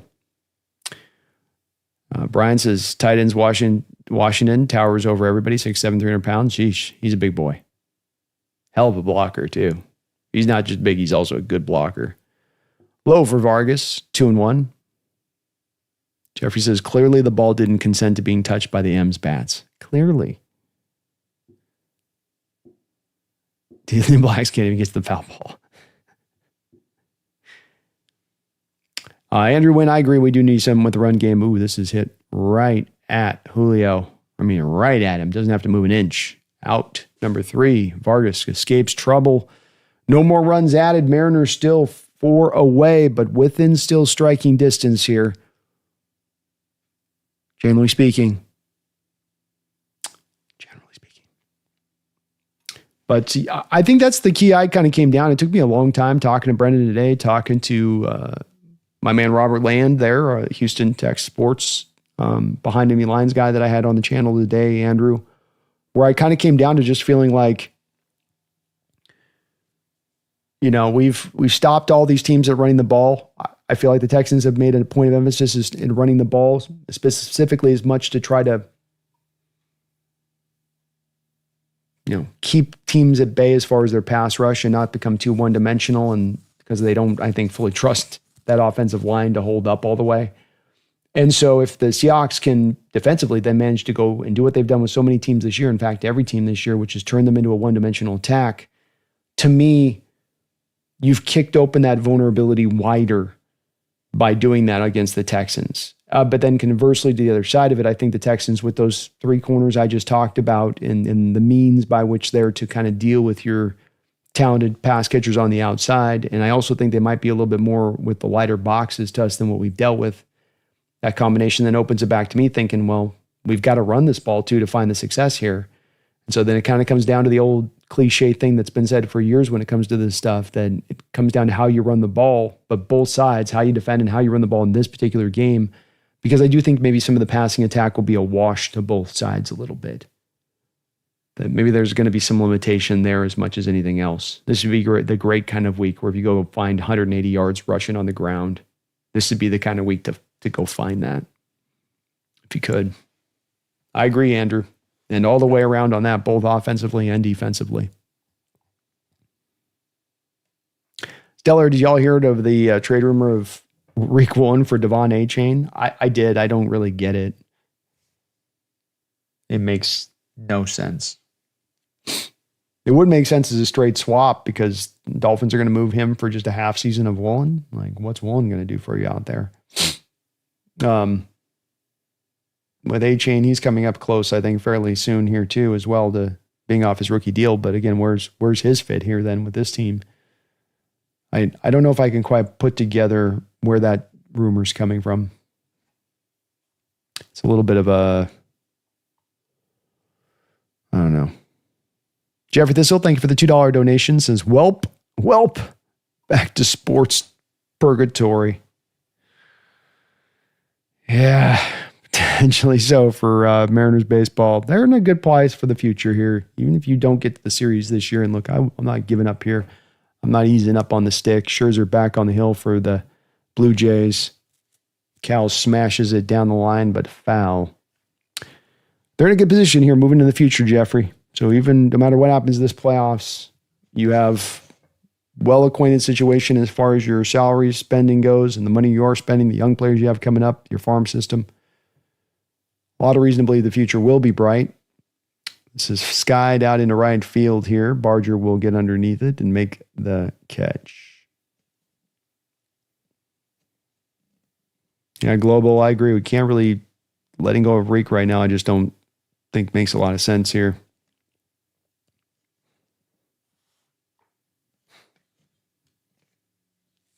Trevor says, I feel bad for Munoz not given the opportunity to close out these games. Amen, man.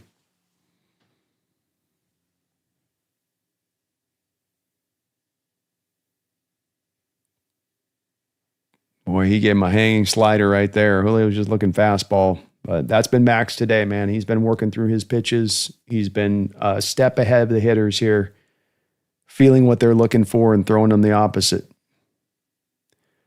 Julio then gets a fastball and fouls it back. Can't do anything with it when he gives you one.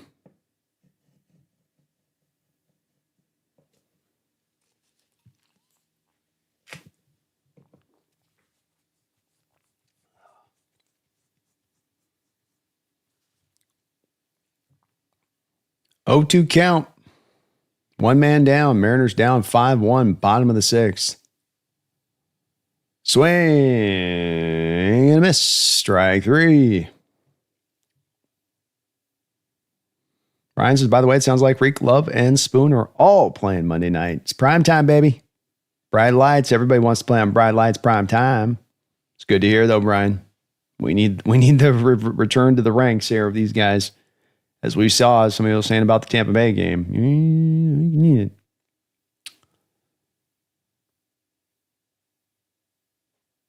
First pitch swinging.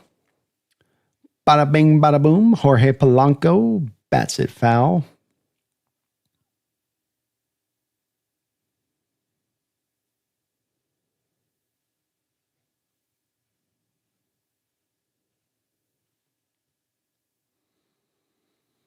Curveball, strike.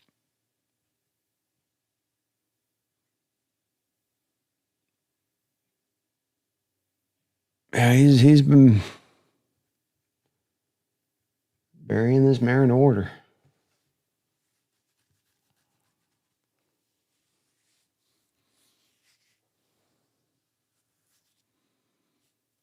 Polanco stays alive, knocks it foul.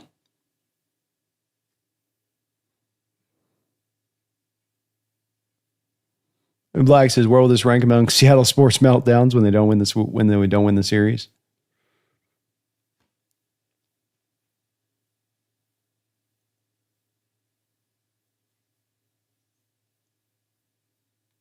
Hard to say. I think that Seattle's actually had some surprisingly number of meltdowns that have come to be at times. So, including, of course, the 14 Super Bowl doesn't get any bigger than that. Especially when you have also the 2001. I mean, this is a team that's kind of like Cinderella-esque a little bit right now. I know they're the 2 seed, but it wasn't like we were rolling as the 2 seed throughout all of the season. We just kind of came back and took it at the end. We're more Cinderella-esque. You know, you got a 2001 Mariner team that sets a major league record with wins in the regular season and doesn't even get the World Series. So you've had a few of these. There's been a couple. Sonics had a couple in the 90s. Lakers series, the Nuggets series. You're much better than those teams. Shouldn't have fallen. That to me is where the meltdown hurts more, is when it's, you know, we're overmatched right here by a bit of a team that's got $100 million more they got on the back end of their payroll than we do. That might show up from time to time much differently. And when you've got the more talented, much better team, you know, by far, and then the meltdown happens.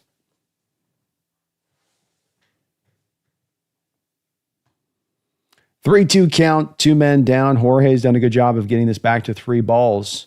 Now, find a way, man. Find a way. He finds a way inside. What?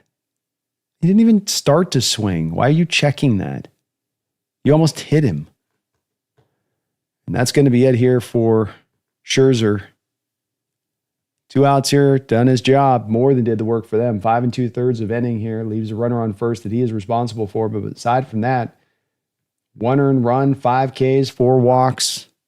And when I look at it this game, I think what he came in here and did today came with a really gutsy performance, number one. Spotted his pitches, stayed out of the middle of the zone, stayed ahead of the Mariners hitters today in a major way. And I think he also came in understanding a smart pitcher like this that's been around the block 15 times, knows that if he's going to run through a lineup that's 1 through 9 going to be free swingers, then I'm going to be burying a lot of pitches out of the zone. The Mariners carved out 4 walks in this game, and it was not on the back of a patient approach here through 5 2/3 inning. I think if they had employed more universally that patient approach at the plate, less of the I'm just swinging at every single freaking thing, I think you're coming away with more walks and more runs and able to actually get to Scherzer and get him into a position where now he's got to start to actually throw you some pitches that are worthwhile rather than kind of nibbling at the zone. If I got free swingers, I'm nibbling all day. Why not? They're going to swing out of the zone. They're going to not make you throw a strike all the time.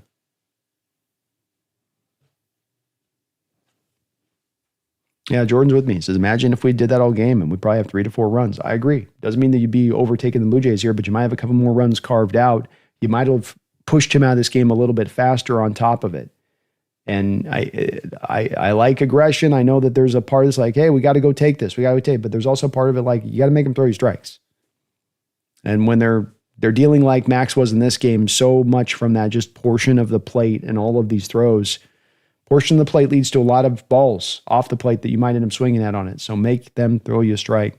It sounds very rudimentary and but it's like this lineup struggles with that.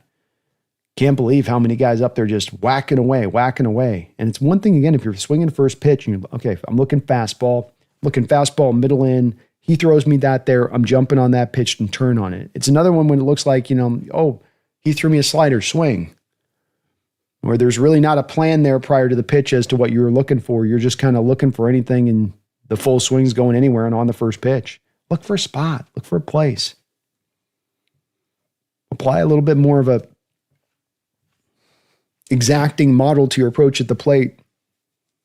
Because when you're trying to cover the whole coverage area, that's how you end up not getting the good wood on the bat. It's hard to do that all the time. It's one thing if you're 2 strikes and you got to protect and that happens. It's another when it's the first pitch of the at-bat and you're swinging like that. All right, Naylor up now. Lefty on lefty. High ball. Naylor with 2 hits in this game. He has remained consistent, including a home run in this one. The lone run of this game for the Mariners. Mason Flaherty out there on the bump here for the Blue Jays. Ball, sweeper misses around the plate.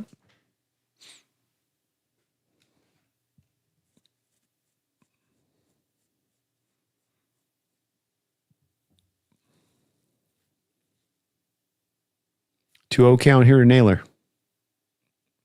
Swing and a miss. Ball off the plate there too. Like, was Naylor looking for a sweeper there? And he's got a good approach to the plate, but that's one of those situations there. It's like you need runners. It's 2-0 count. If you're going to look to swing on a 2-0 count, I'm looking for something like, meaty. Bounce there. That'd be ball 4. If your approach had been that right there. Like, this is a good indicator. And again, Naylor's one of the better ones in our lineup that does this well. He's like one of the only guys that actually does work these counts, but there's just one of those moments you sort of give him a pitch that you didn't have to give him.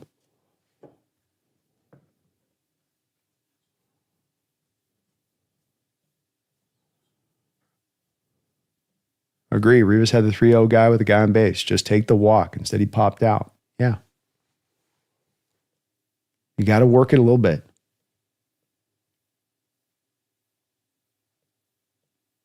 Especially if you're going to be a team that absolutely positively refuses at every turn to play any sort of small ball outside of we're going to steal a base here and there.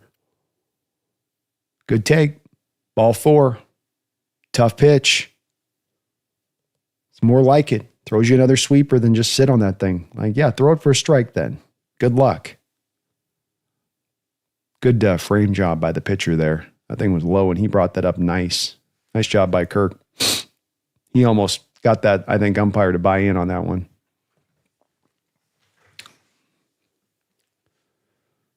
Two runners on. A chance to do maybe some damage here. Eugenio Suarez steps up to the plate, 0 for 2 with a strikeout. 143 in this postseason. Come on, Eugenio. Let's go, buddy. Low, cutter, strike. Like the take, though. He ain't doing nothing with the cutter at the knees on the inside part of the plate like that. 0-1.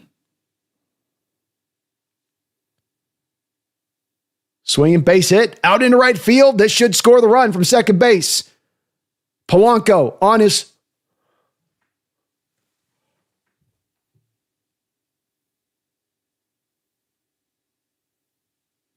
He throws out Naylor at third, ending the inning.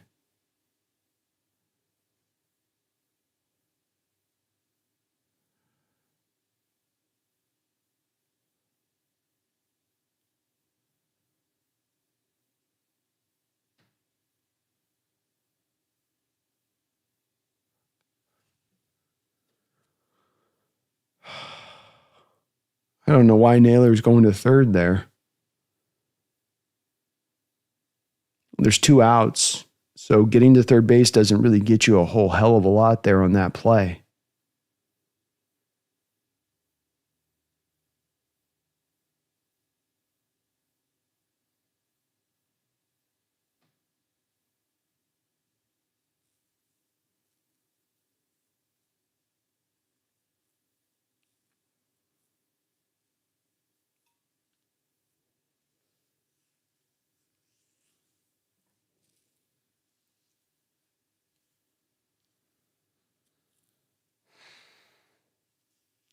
There's really no reason there to be going to third base.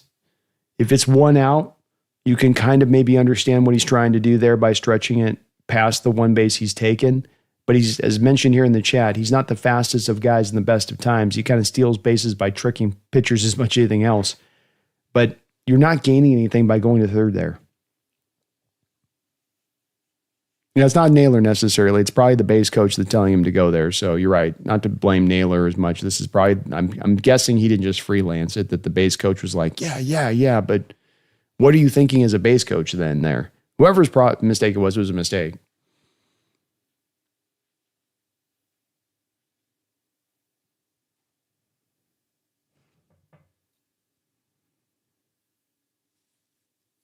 They are counting the run. Yes. So I guess Polanco got home before he was thrown out. Thank God.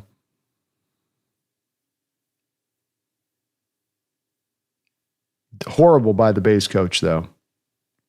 Like, what are you thinking in the reasoning there? He's in scoring position at second. And he probably had to hold up initially before he could go and make the round to second because the ball was hit up a little softly into the air out into right field. So you're running with 2 strikes. That's right. Never mind.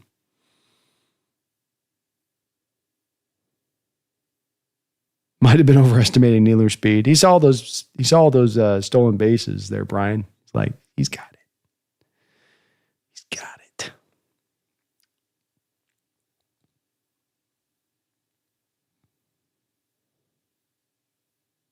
Gudemayas as Seattle Kraken goes into third overtime game in a row, loses the last 2. Oof, tough. That's tough. Outdoors for Life, thank you for the $2 donation. Says, these announcers are so annoying, I can't stand it. Sorry to hear that, man. It does sound like they've been pretty bad universally by everyone's decree on this one, and that's tough. You'd hope you get the best of the best at this point. Sorry for that, Outdoor for Life. Thank you for the dono. Bizzardo out here for the Mariners. Quickly gets 2 strikes. Vargas went with an inning of work. And hold on. Sorry, folks. Got to move my nose.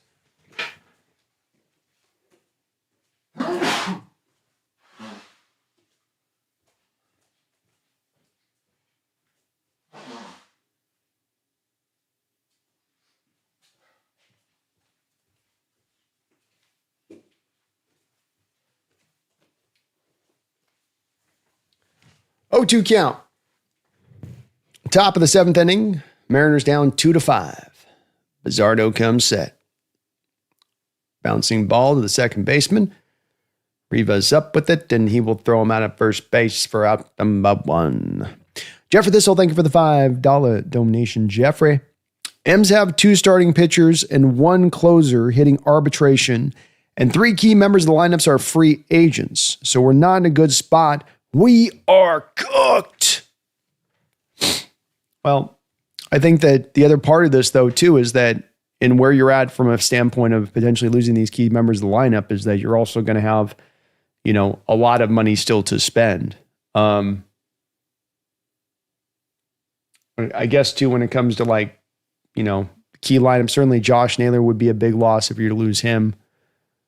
I think that the other parts that are on this team right now offensively and what we've seen from him, that there's other guys where if you're going to lose them, it's not going to completely break your heart and that you can't replace what they bring here production-wise, or maybe even find an upgrade.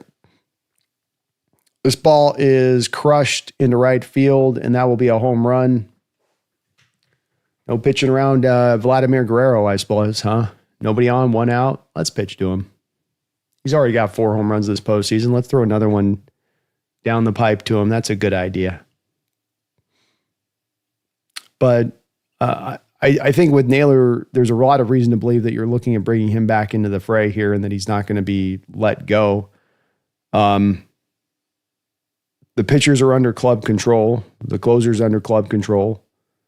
So to me, it's like if you lose Naylor, that's one thing, I guess. I think there's a lot of reason to believe that they're going to find a way to get that signing done because they've got the money to do it. They're not weighted down by a bunch of bad contracts. Now, whether or not they're willing to spend or not, we'll see. But I do as well think that a big part of this assessment from my standpoint here, Jeffrey, is what you've done with your farm system and the approach that you've taken over the past couple of years. And the approach that many of the fans have been wanting to see taken here for the past couple of years is to spend more money. We've got a 2-0 count here, is to spend more money and to go out there in the free agent market and to add on payroll. And the Mariners took a different approach on this, on really doubling down to making their farm systems one of the best in baseball, maybe arguably the best in baseball right now.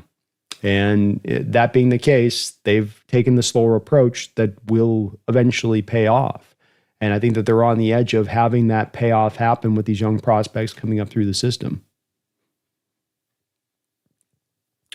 Not to say that it's going to be made easier, that this is baseball, and this is, you got to strike every moment you got in this because you never know when you're going to get back. But I think we're in a lot more rosier shape moving into the future than we've been in the past at times, looking at this both lineup and team and where it's at, and especially going back 4 years ago where it was at from a standpoint of the farm system. 3-2 count here for Bizzardo. Appreciate where you're coming from, though, Jeffrey. Maybe you might be seeing it clearer than I am on that one. Could find out that to be the case.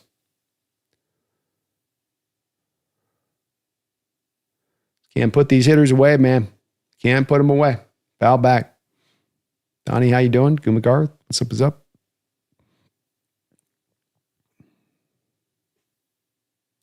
Anna says, I want to pull my hair right now. I get it. I do. Swing and a miss. Strike 3, 2 men go down. Man.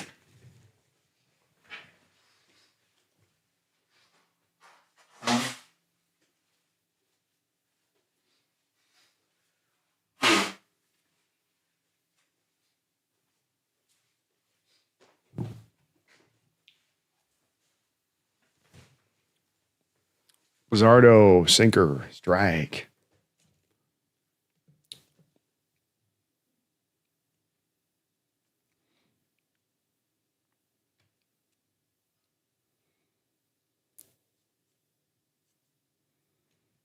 Don't rubbing it in, Megan. These are long-suffering Mariner fans. We've been through decades. Decades of suffering. Keep it in mind there. You know what I mean? I know your fifth baseball team, the Blue Jays, is doing great in this series, but 1-2 count. Jeffrey, thank you for the $2 donation. He says, and this is the very good point, Jeffrey. Appreciate the double dono. None of this matters anyway. No one is beating the Dodgers. Enough said. And you're seeing that $300 million payroll put to work, huh? Swing and a miss, strike three. To Varsho goes down, and Pizzardo allows a home run here to Vladdy. But aside from that, that will be all. Down 6-2. The Mariners got 4 runs and then bats. Time is running out. 9 outs left to go here.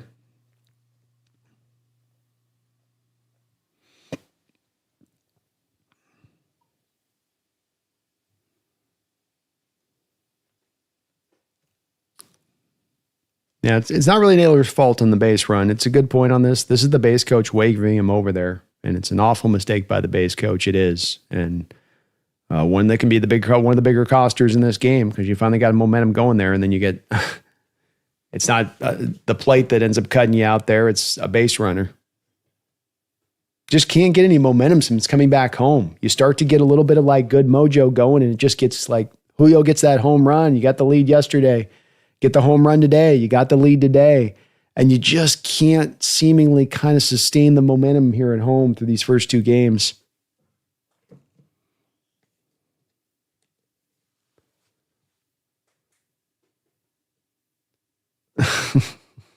Okay, Megan. Maple Leafs have nothing to do with the Toronto Blue Jays. I noticed you didn't say long-suffering Blue Jay fan because you guys have actually been to the World Series, unlike our team. Scooby, why are you in a root against the Mariners? It would be nice to actually go to the World Series. It would be.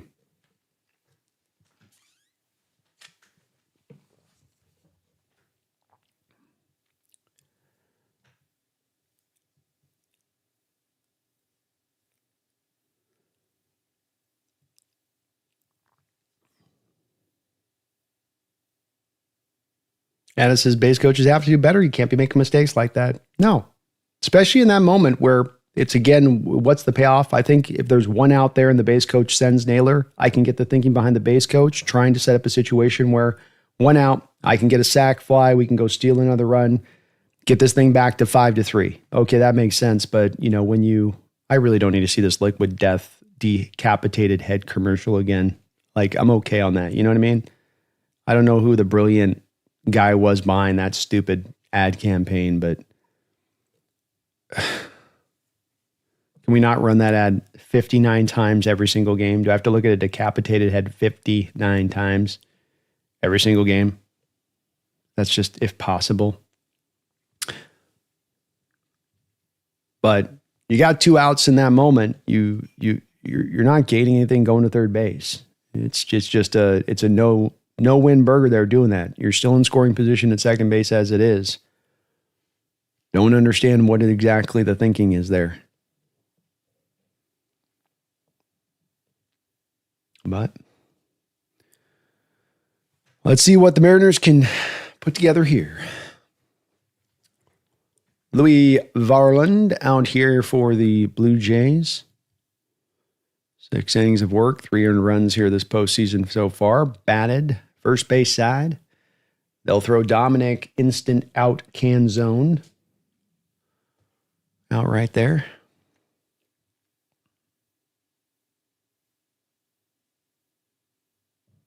Who were the ad wizards who thought this one up? I don't know. Is the point to get people to look away from the screen? Is that what you like, not to look at your product? Ryan says the coach's number of stolen bases Naylor had this year. Coaches may have felt he was good to go. Quick swinging here by Crawford. He'll be thrown out at first. And the Mariners have just lost life here. Feels like the batter's walking up the plate. Both last 2 days in the back end of these games just feels like they're kind of giving up. Yeah, Brian, I mean, maybe he was seeing him steal the bases. The thing with that is that base coach knows, Brian, that the fact is Naylor stealing those bases, not in fact because he's fast, but because the pitchers are ignoring him. And then he gets a monstrous lead and then goes steals the bases because they're just not paying attention to him. It's not because he's, fleet of foot, with it, which that part of the thing doesn't come back into play in a play like that on a base hit out into right field. And again, there's that It's one of those like hard rule of thumbs in baseball. Don't be the third out at third base, running from second if you're not there in a force. You've got control on it. Don't, because there's nothing to be gained. It's like there's no plus side to doing that there. Riva's up to the plate, 2 outs, steps up on this pitch, hammers it out into right. Diving catch by Barger. He gets it out, number 3. Sometimes it just ain't your day, or Gibson, salute to you too, sir.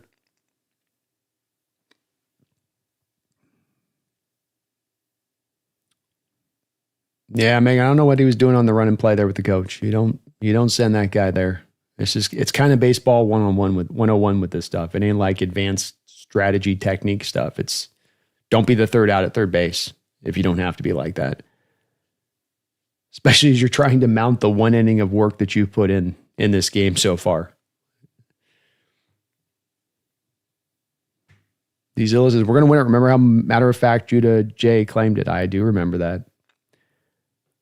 Addis says, I come home from a long day of work and I'm so tired. Of course, after a long day, the damn Seattle freaking Mariners can't get a home win in this series.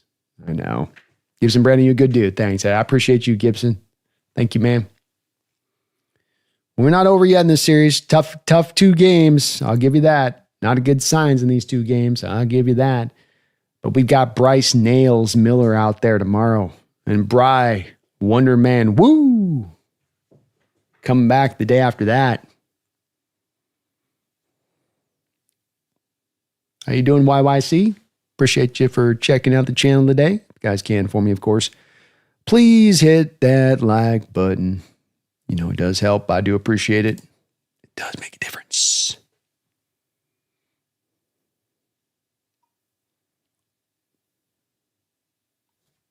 55, lived most of my life downtown. Hell yeah.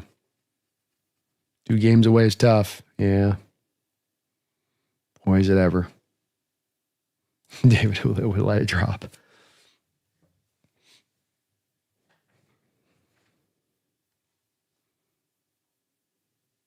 Quan, GG's. Globo, watch the football game. I'll listen to you, Brandon, to keep track of the game. Sounds good, Globo. At least we're not the Brewers, says Trevor. Hey, we're in this at least, yeah. Brewers down 0-3. We got a chance at least.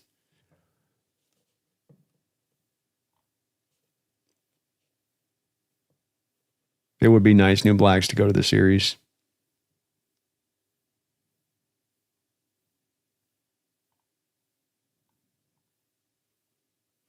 Yeah, Jordan, I don't get that base run decision either.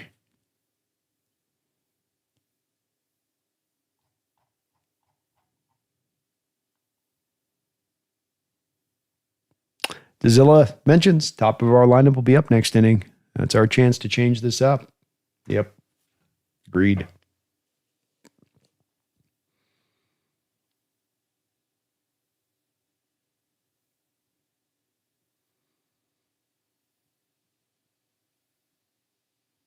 YYC, I'm excited for the big Seahawks game Monday night. Let's go Hawks. Let's go Hawks. YYC. Let's get that dub. Dibbity dub.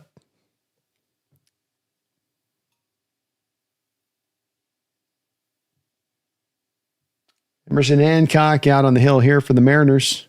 Deep into their bullpen now. Spire, Brash, Vargas, Pizzardo, all already on the hill here.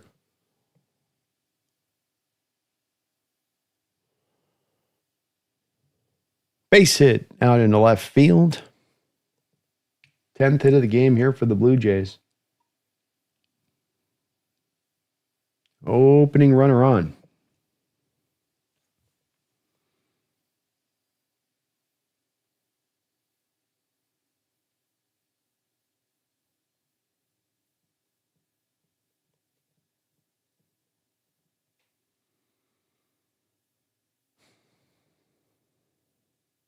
Foul back.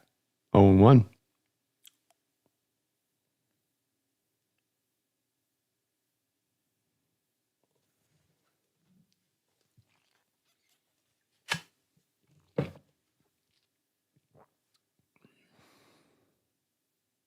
Inside. Ball 1.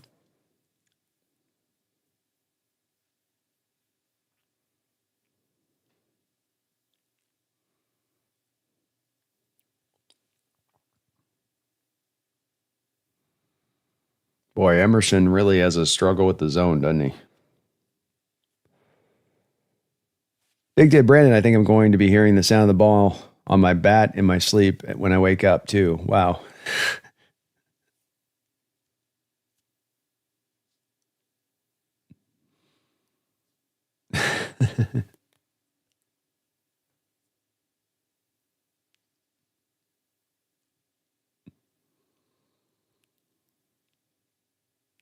Three-one count. Runner on first. Nobody out. Come on, kid. Come on, kid.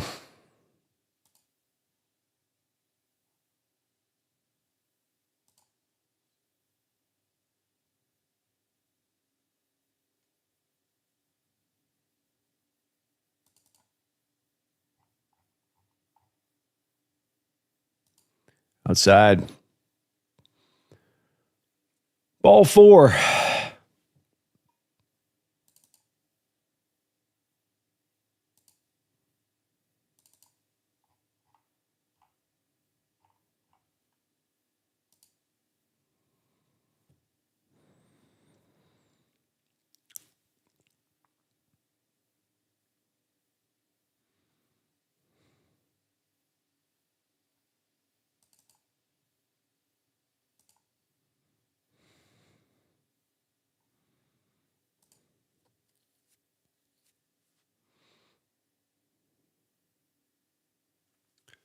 Two men on, top of the eighth. Looking to bunt, pulls it back.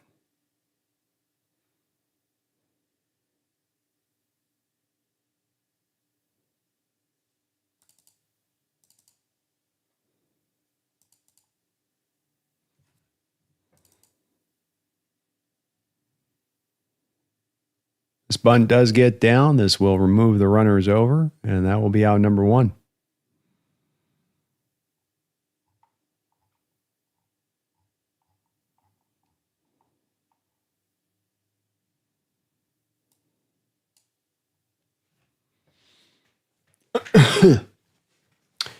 Andre Jimenez up the plate now.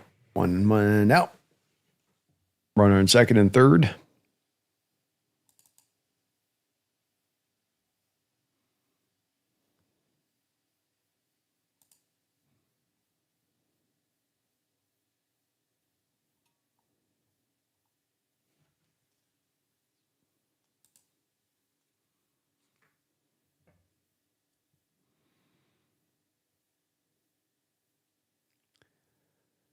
Base hit up the middle. This will score too easily.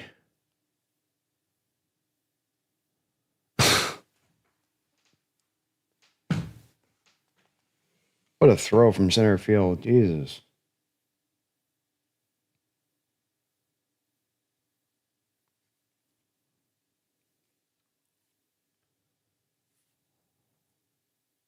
Oh, yeah, that's...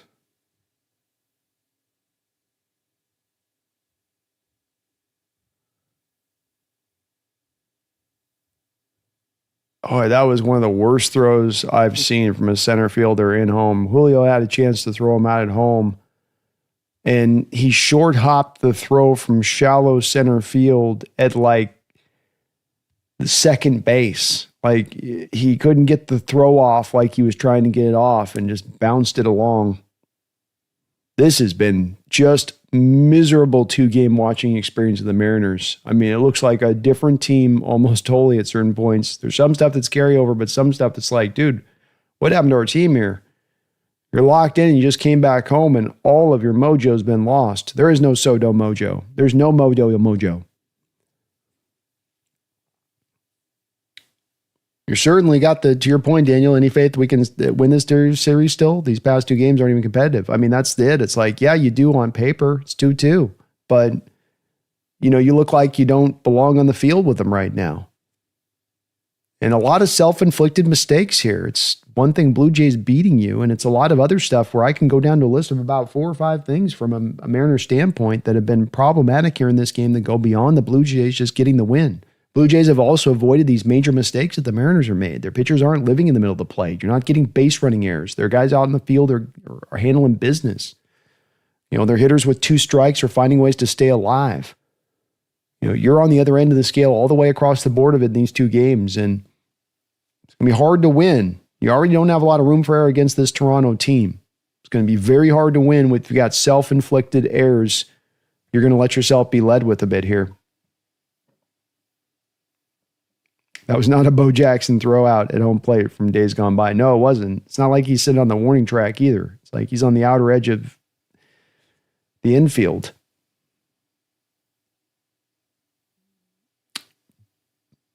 Bouncing ball to first base, up with it. The throw's late over to first. Not enough time on a slow bouncing ball. That'll be 2 men down, 8-2.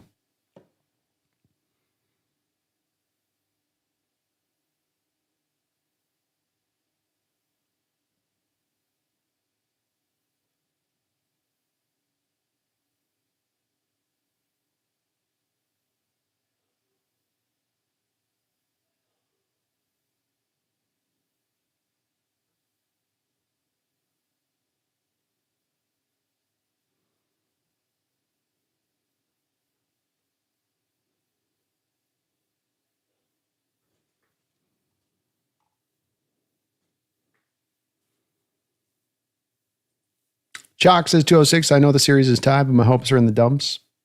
Yeah, I think it's going to be a bit of a measure of this way for a lot of Mariner fans here going in tomorrow, where you're going, on one hand, you're like, well, we're not behind in this series. It's evened up. It's kind of like getting into halftime where it's like you get the lead and then you got like a 17-point lead, and then you get into halftime and they've like snuck 17 quick points out on you. And now you're like getting into the third quarter and you're like, well, it's 17-7 or 17-17, it's evened up. But in the same point in time, definitely there's been a momentum shift here a little bit too. 2-1 count here to Luke's. 2 men down, runner on first, top of the 8th inning. Outside.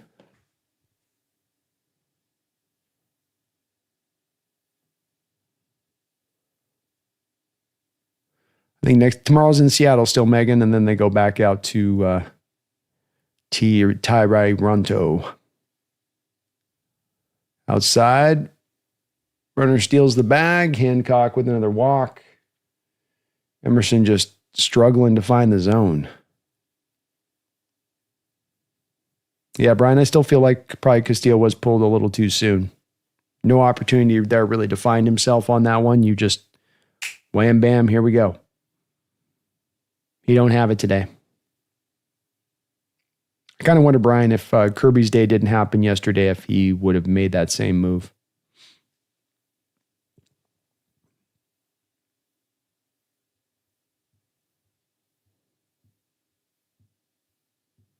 Addison, it hurts to watch this team lose. At home right now, it's probably fair down with us taking 2 games in Toronto and they take 2 games from us. But now tomorrow needs to change. Yes, sir. Got to move, got to turn around this fates in tomorrow. Come back with better plan at the plate. Pitchers stay out of the middle of the plate. I say that I have to hold my breath because he just left one in the middle of the plate for Guerrero. But Guerrero flies it out to right field. Mariners down to their last 6 outs, needing 6 runs. Addis, tomorrow needs to be a new day. Enough with the BS. We got to play better, and that's it. Dan needs to do something. Manager and coaches have to step up and motivate these guys. Well, hopefully, being this close to the World Series, if that ain't motivating you, I don't know what will. Certainly think having a more decisive plan of attack through this order might be a little bit better. Are we taking pitches, or are we just free swinging every time? Or are we just going to kind of go back and forth batter by batter, or 1 every 3 batters is taking pitches? David, thank you for the $2 donation. I'm so mad at this team. Boo, boo, boo. I get it. I get the disappointment. These are 2 tough games to swallow, especially at home, especially with some momentum rolling and feeling, decently. But this has been a great year, and we are moving in the right direction organizationally here. And this series is still not over. Right? I think the perspective on this is always an important one. I know we've been waiting for a long time. I know that it's been a while, but we're in a good spot overall.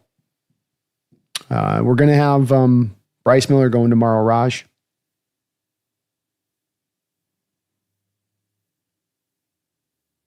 No give up here, Jordan. You know that with me, man. No give up here.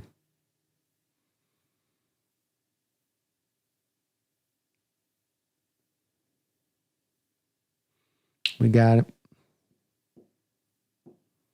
Yeah, I know. It's just frustration. I think that's too with it, Jordan. Some of the folks, and now they're talking. I think it's easy to kind of like, well, they're bailing on it. I think a lot of people are kind of blowing off steam a little bit in what they're saying. You know, everyone still loves this team, wants it. It's just, it does let you let out a little of the steam of the frustration of this, you know, where you just, at least give us a close game. At least give us something tight. At least give us a little bit of like, this is down the wire and you're competitive with them. And so it's a tough pill for folks to swallow in this one. I think it's understandable. It takes them more than a minute or two to kind of get this one down the gullet.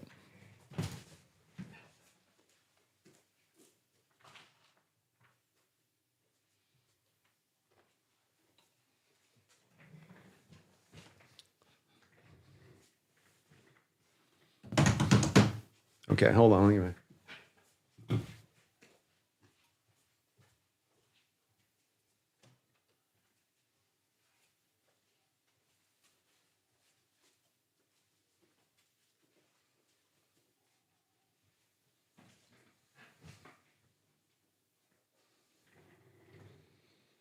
The power of the rally is strong here. You will see that I have not only brought to play the upside down, but the backwards. When the fates have twisted this hard so well in one way, you must twist it back around and turn it upside down, okay? Here we go. Randy Rosarina. 0-1 count here, bottom of the 8th inning. Rally cap time, babies. Let's go. Bounced up there, 1-1. Hoffman out on the hill here for the Blue Jays.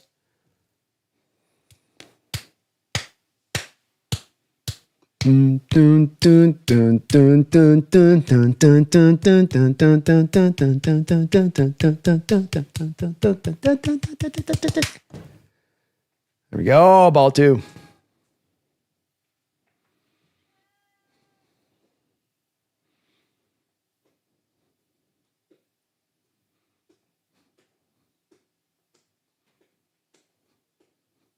Two, 1. Swing and a miss on the sinker.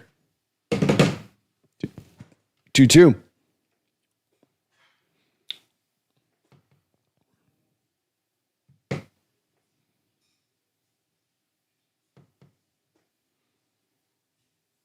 Strike 3. Now we're going to look at pitches, huh? Now we're going to get patient, huh? All right. Big Country, how you doing, man? Good to see you, brother. Hope you're having a good day. Lex Thompson, what's up, man? Dave's, I don't trust Miller at all. Well, he got these bats quiet last time. Let's see if he can do it another time here. 1-0 here for Cal. Country, this team might be running out of gas. I hope I'm wrong. Might be the case. You know, the Pixie magic may have kind of started to wear off a little bit. We'll see. You got some more time to find your way here, but you're it's not shifted in a great direction here. That's for sure. Addis, Randy got a home run last game, at the end of the game, but again, it was at the end when things were already pretty far out of whack. But to your point, he's not gotten a lot of them. And you got a lot of dead zones in this lineup in the postseason. You're already going to expect the postseason. You'll have to line up a lot of maybe low 200 hitters for the postseason, how they're hitting, because you're going up against great pitching. But you've got guys like hitting around 100, $137, and more than a few of them in this lineup.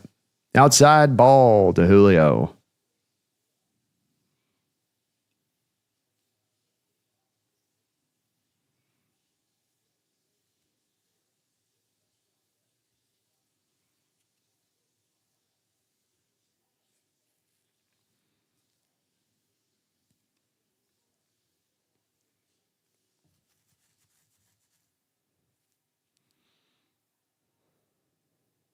Kevin says, I think if we win tomorrow, we have a chance, but no chance if we lose tomorrow.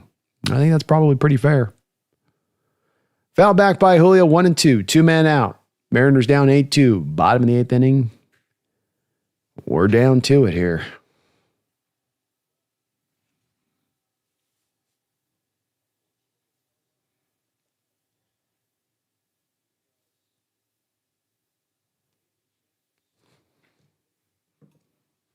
Inside.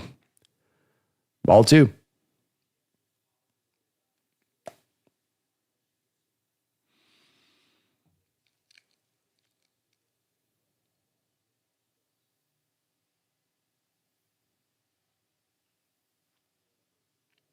Check swing, strike 3. Again, now Mariners decide they're not going to swing. So counter weirdly. Whole game, you're swinging at everything. Now in this inning, as you need runs and guys better start swinging the bat. Now you got guys staring at strike 3.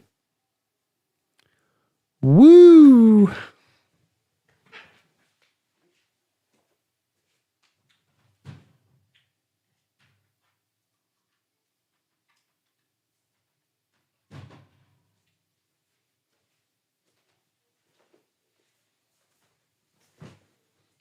My rally cap is sad.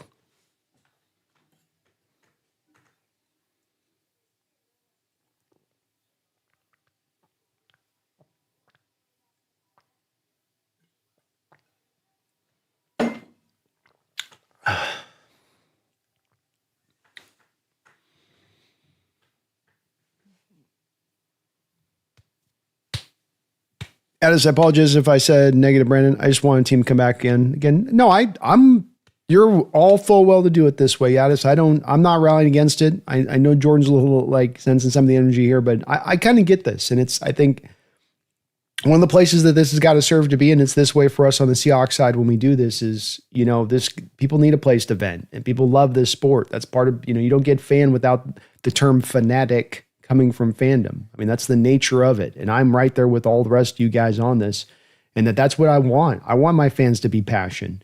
And passion is not a one-way street that just is always going to be sunshine and roses, and you're going to have people standing up and they're going to be all happy and smiling. And that's not what that is. Fandom is also that, you can be driven to be a little bit down in the dumps by what you see, especially when your team gets embarrassed. And that's where I say that there's room for all perspectives on this one, because I think it's understandable reaction on any which way. I'm not trying to be a guy to say, oh, peace on earth with everybody here, but I'm just like, look, there's those fans that will look to the positive side on it and say, well, hey, we're still in the playoffs and there's still this and there's still the games left to go. And then there's fans on this going, man, the momentum feels like this has shifted and this hurts. And remembering as a fandom with this, and I would just offer again back to you on Jordan, I know you've been one of these folks, but that a lot of these fans, as vigilant as they are as Mariner fans who have been waiting for so many years in the dearth, in the depths, and being told to be patient and being told to accept the fact that you can't get to the promised land, and that frustration will bleed out in different ways. It's bound to when you've had this long that you've been suffering in that fashion. And I think we got to be a little bit understandable to that energy, not just sort of eject it out and say it has no place, but kind of understand where it's coming from and that it's actually coming from kind of a healthy, understandable place to me. So I think that I get the people on the positive front on this. I understand the reasoning behind it. I certainly think that we have every chance to come back in this series and go take this, that this thing is not over. But I think people got to write it all as well with this Mariner team a little bit, to be frustrated with these 2 games at home as you come back and you're pretty flatlined, embarrassed, and you don't look like you can even stand toe-to-toe with this Toronto team. Yes, it's 2 games, but yes, that's also been the result that we've seen. Our eyes aren't lying to us here. And so I think it's fair to kind of come away with that, kind of shaking your head a little bit, going, damn, man. Had it right there in our fingers, and it feels it's slipping away. But we'll get a night of sleep through this, bounce back tomorrow, remembering we've got another home game tomorrow to come back and get the win with, that we got those 2 on the road earlier in this series, that we still have a damn talented team with a lot of ability to it. Nothing's over with yet here.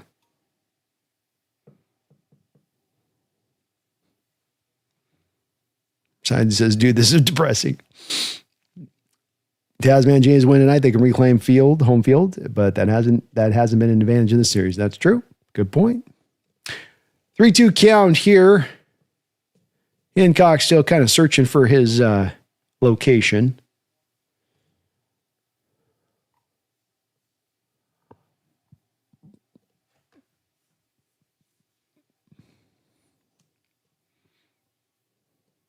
We definitely got to stay David out of the middle of the plate tomorrow.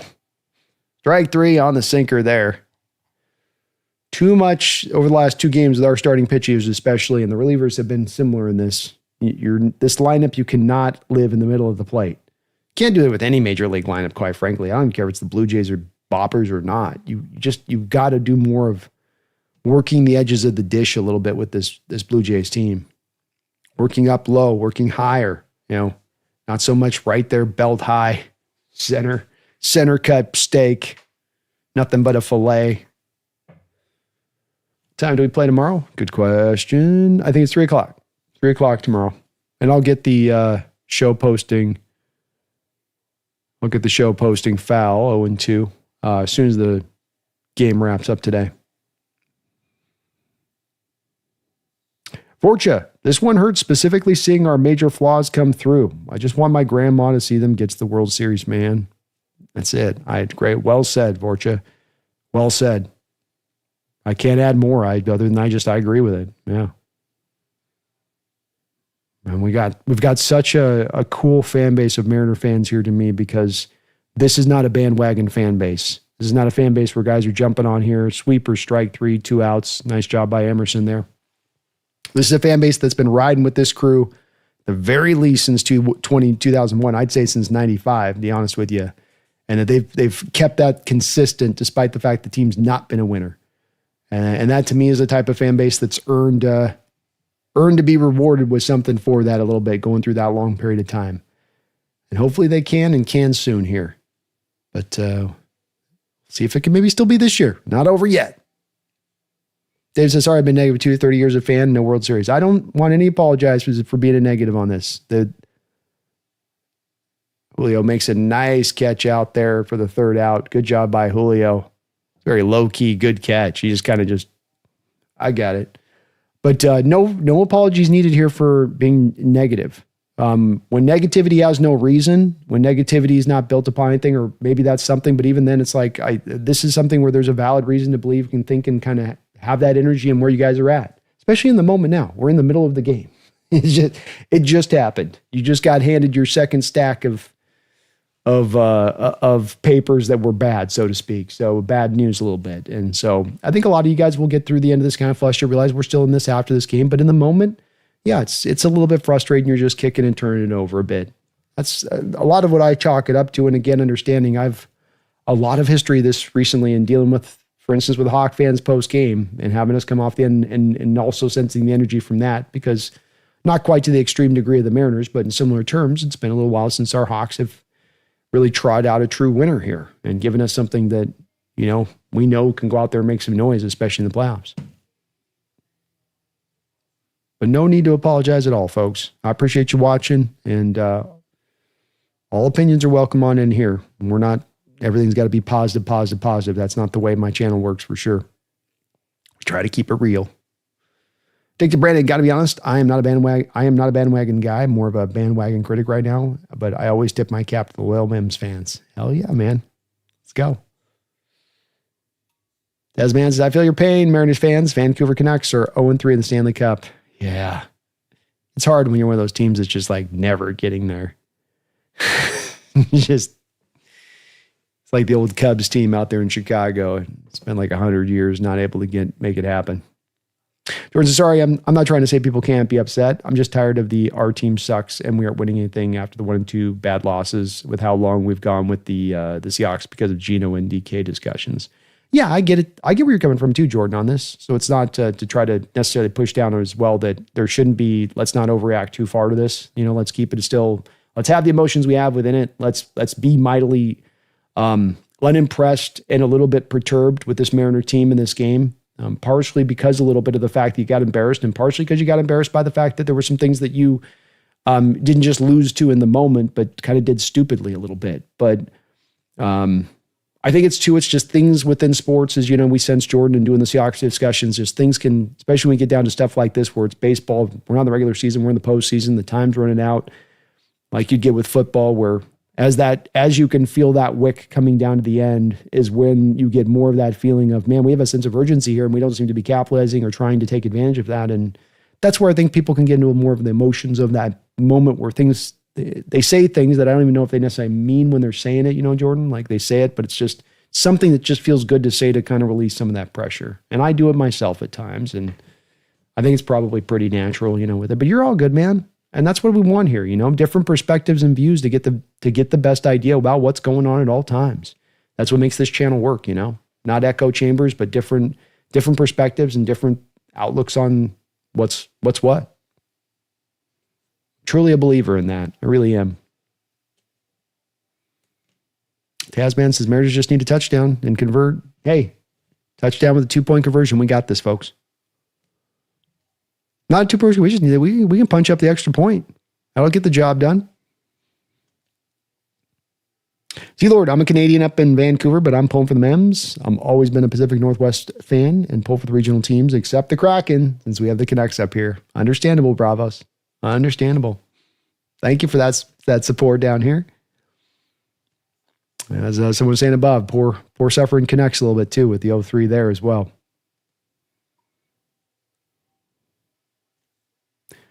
All right, last opportunities up here now. Polanco will lead it off for your Mariners. He'll take a strike at the knees, 0-1.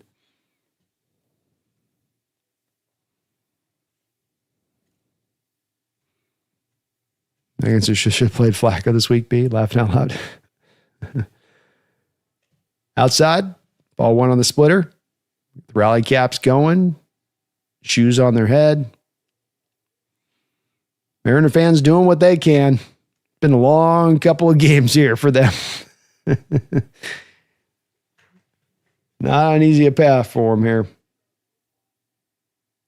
2-1.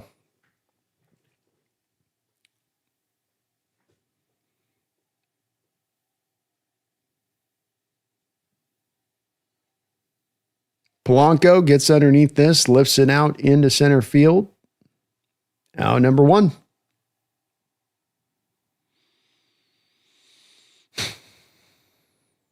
Yeah, I got to get a shoe on my head too, Hira.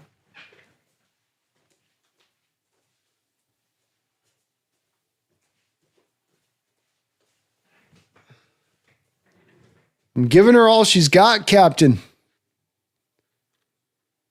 Giving her all she's got. Hey, Eugenio Suarez up at the dish. Strike. Dominguez is putting it in the right spot, I'll tell you what.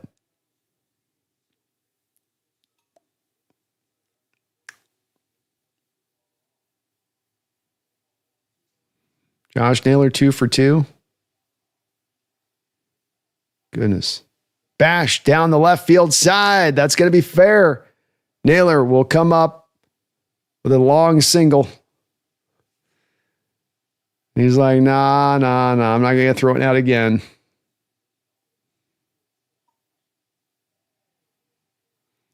He smoked that down the side and the ball. Good job by the left fielder, Straw, to get up there so fast. Boy, he was up with that ball lightning quick.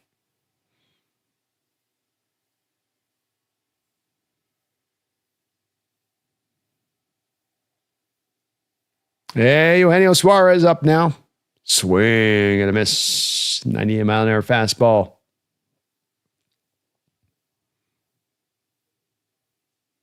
Naylor's been great, big country. Get that guy signed.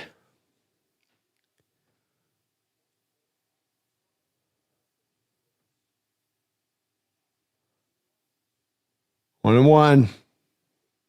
Perfect fit for the ballpark. Perfecto. Montebello.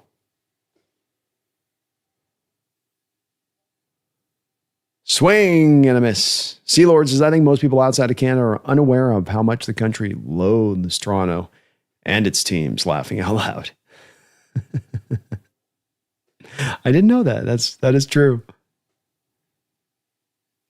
1-2 pitch to Suarez. Nice eye. Close pitch.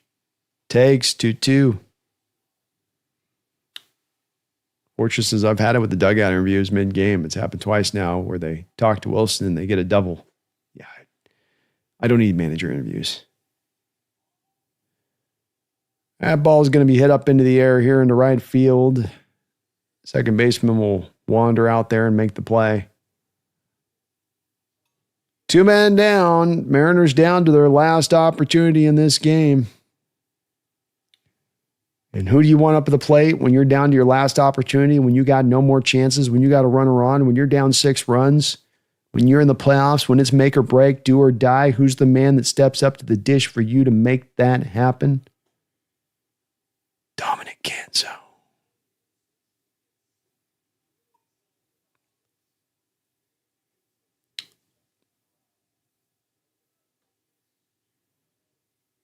Ball 1.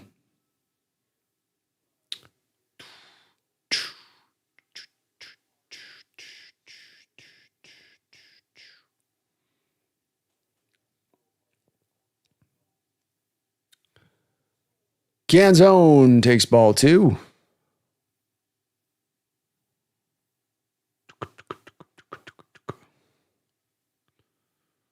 Come on, Canzone.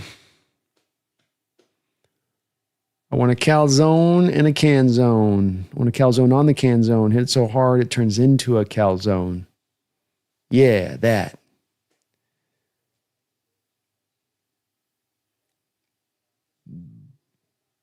Two one pitch. Fouls it back. 2-2.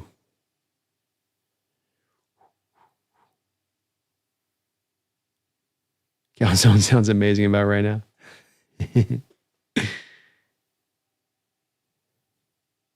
All right, Dom. Come on. Ball goes back to the backstop there. Just a bit outside.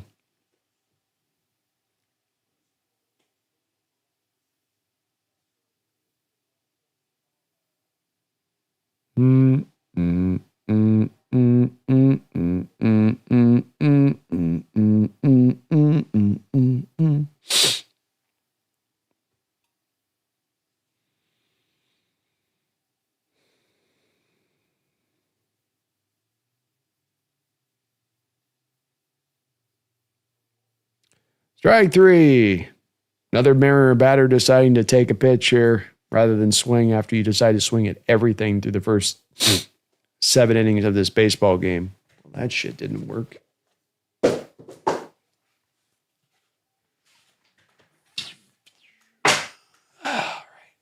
right.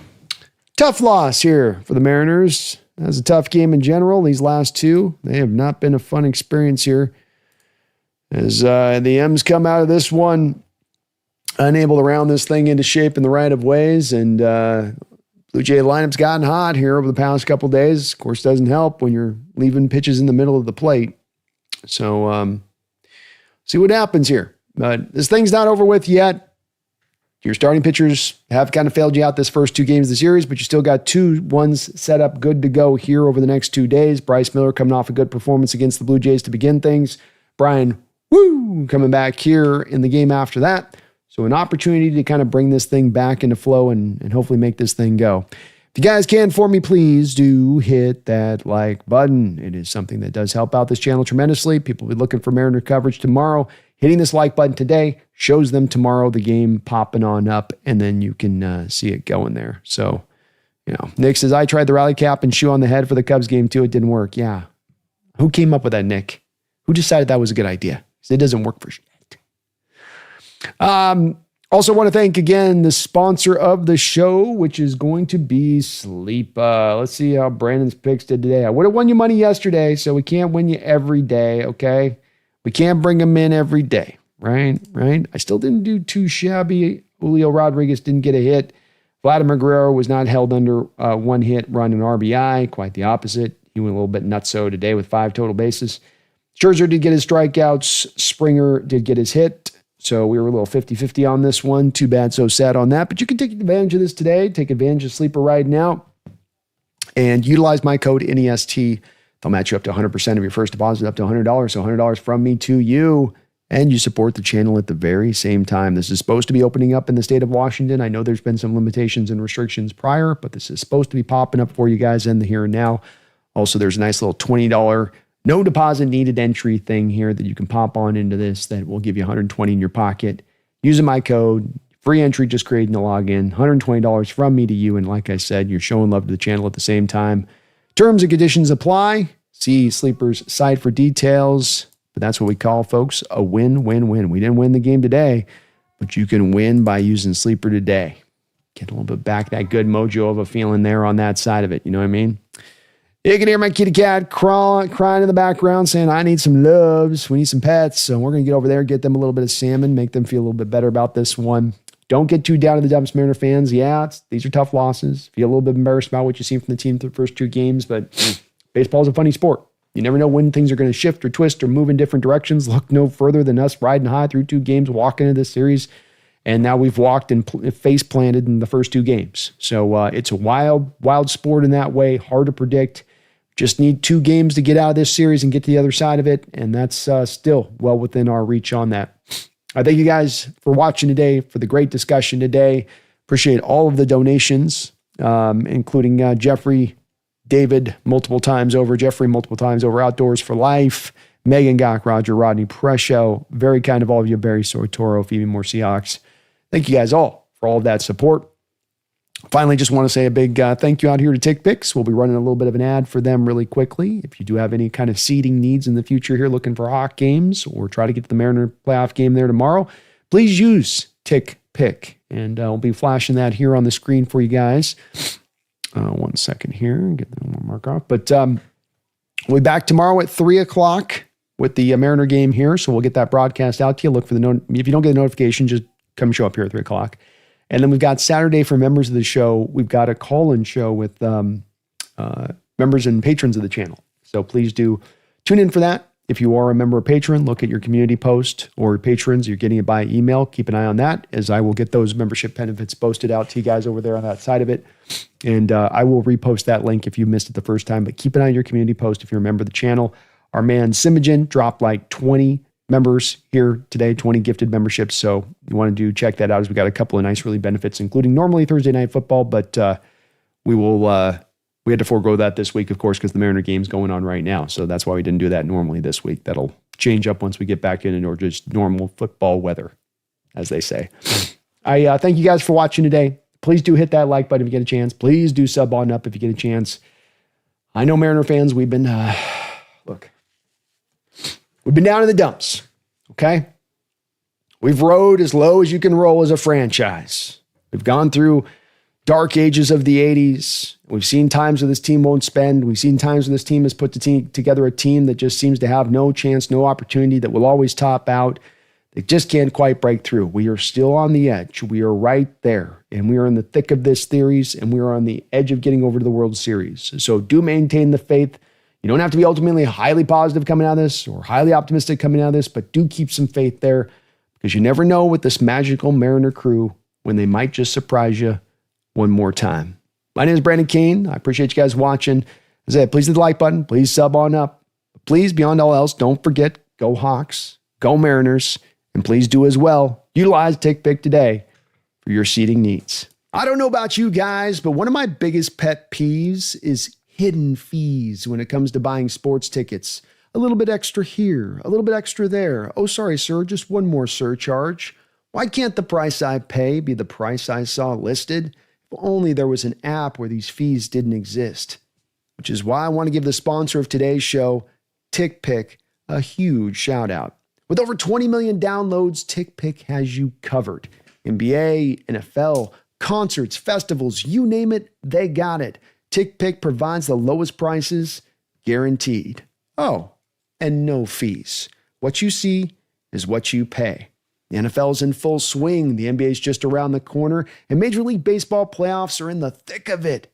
Now is the time to lock in the best app in the game at finding you the right ticket at the best price. I love using TickPick. Last year, I was supposed to go to the opening game of the football season with my buddy who was also bringing those tickets, but he bailed on me at the last second, and I was left to scrambling. I thought I was going to be up the creek without a paddle, but I fired up the TickPick app, was able to find a really nice seat by utilizing their high seat rating, which just looks at the combination of price and seat quality to get you that best bang for the buck, and I was able to go to the game and experience an incredible game at that. TickPick has your back. Each ticket bought is backed by the buyer trust guarantee, so that you can trust your seat is legit. And of course, I've got a code for you guys. When you use code HMA, get $20 off your first set of tickets with TickPick On a purchase of up to $100, that's $20 off any tickets when you use promo code HMA. Make sure you click the link in the description section to download the app and have the code automatically added to your account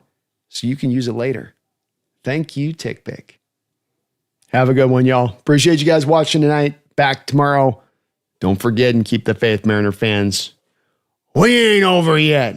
We're just getting warmed up.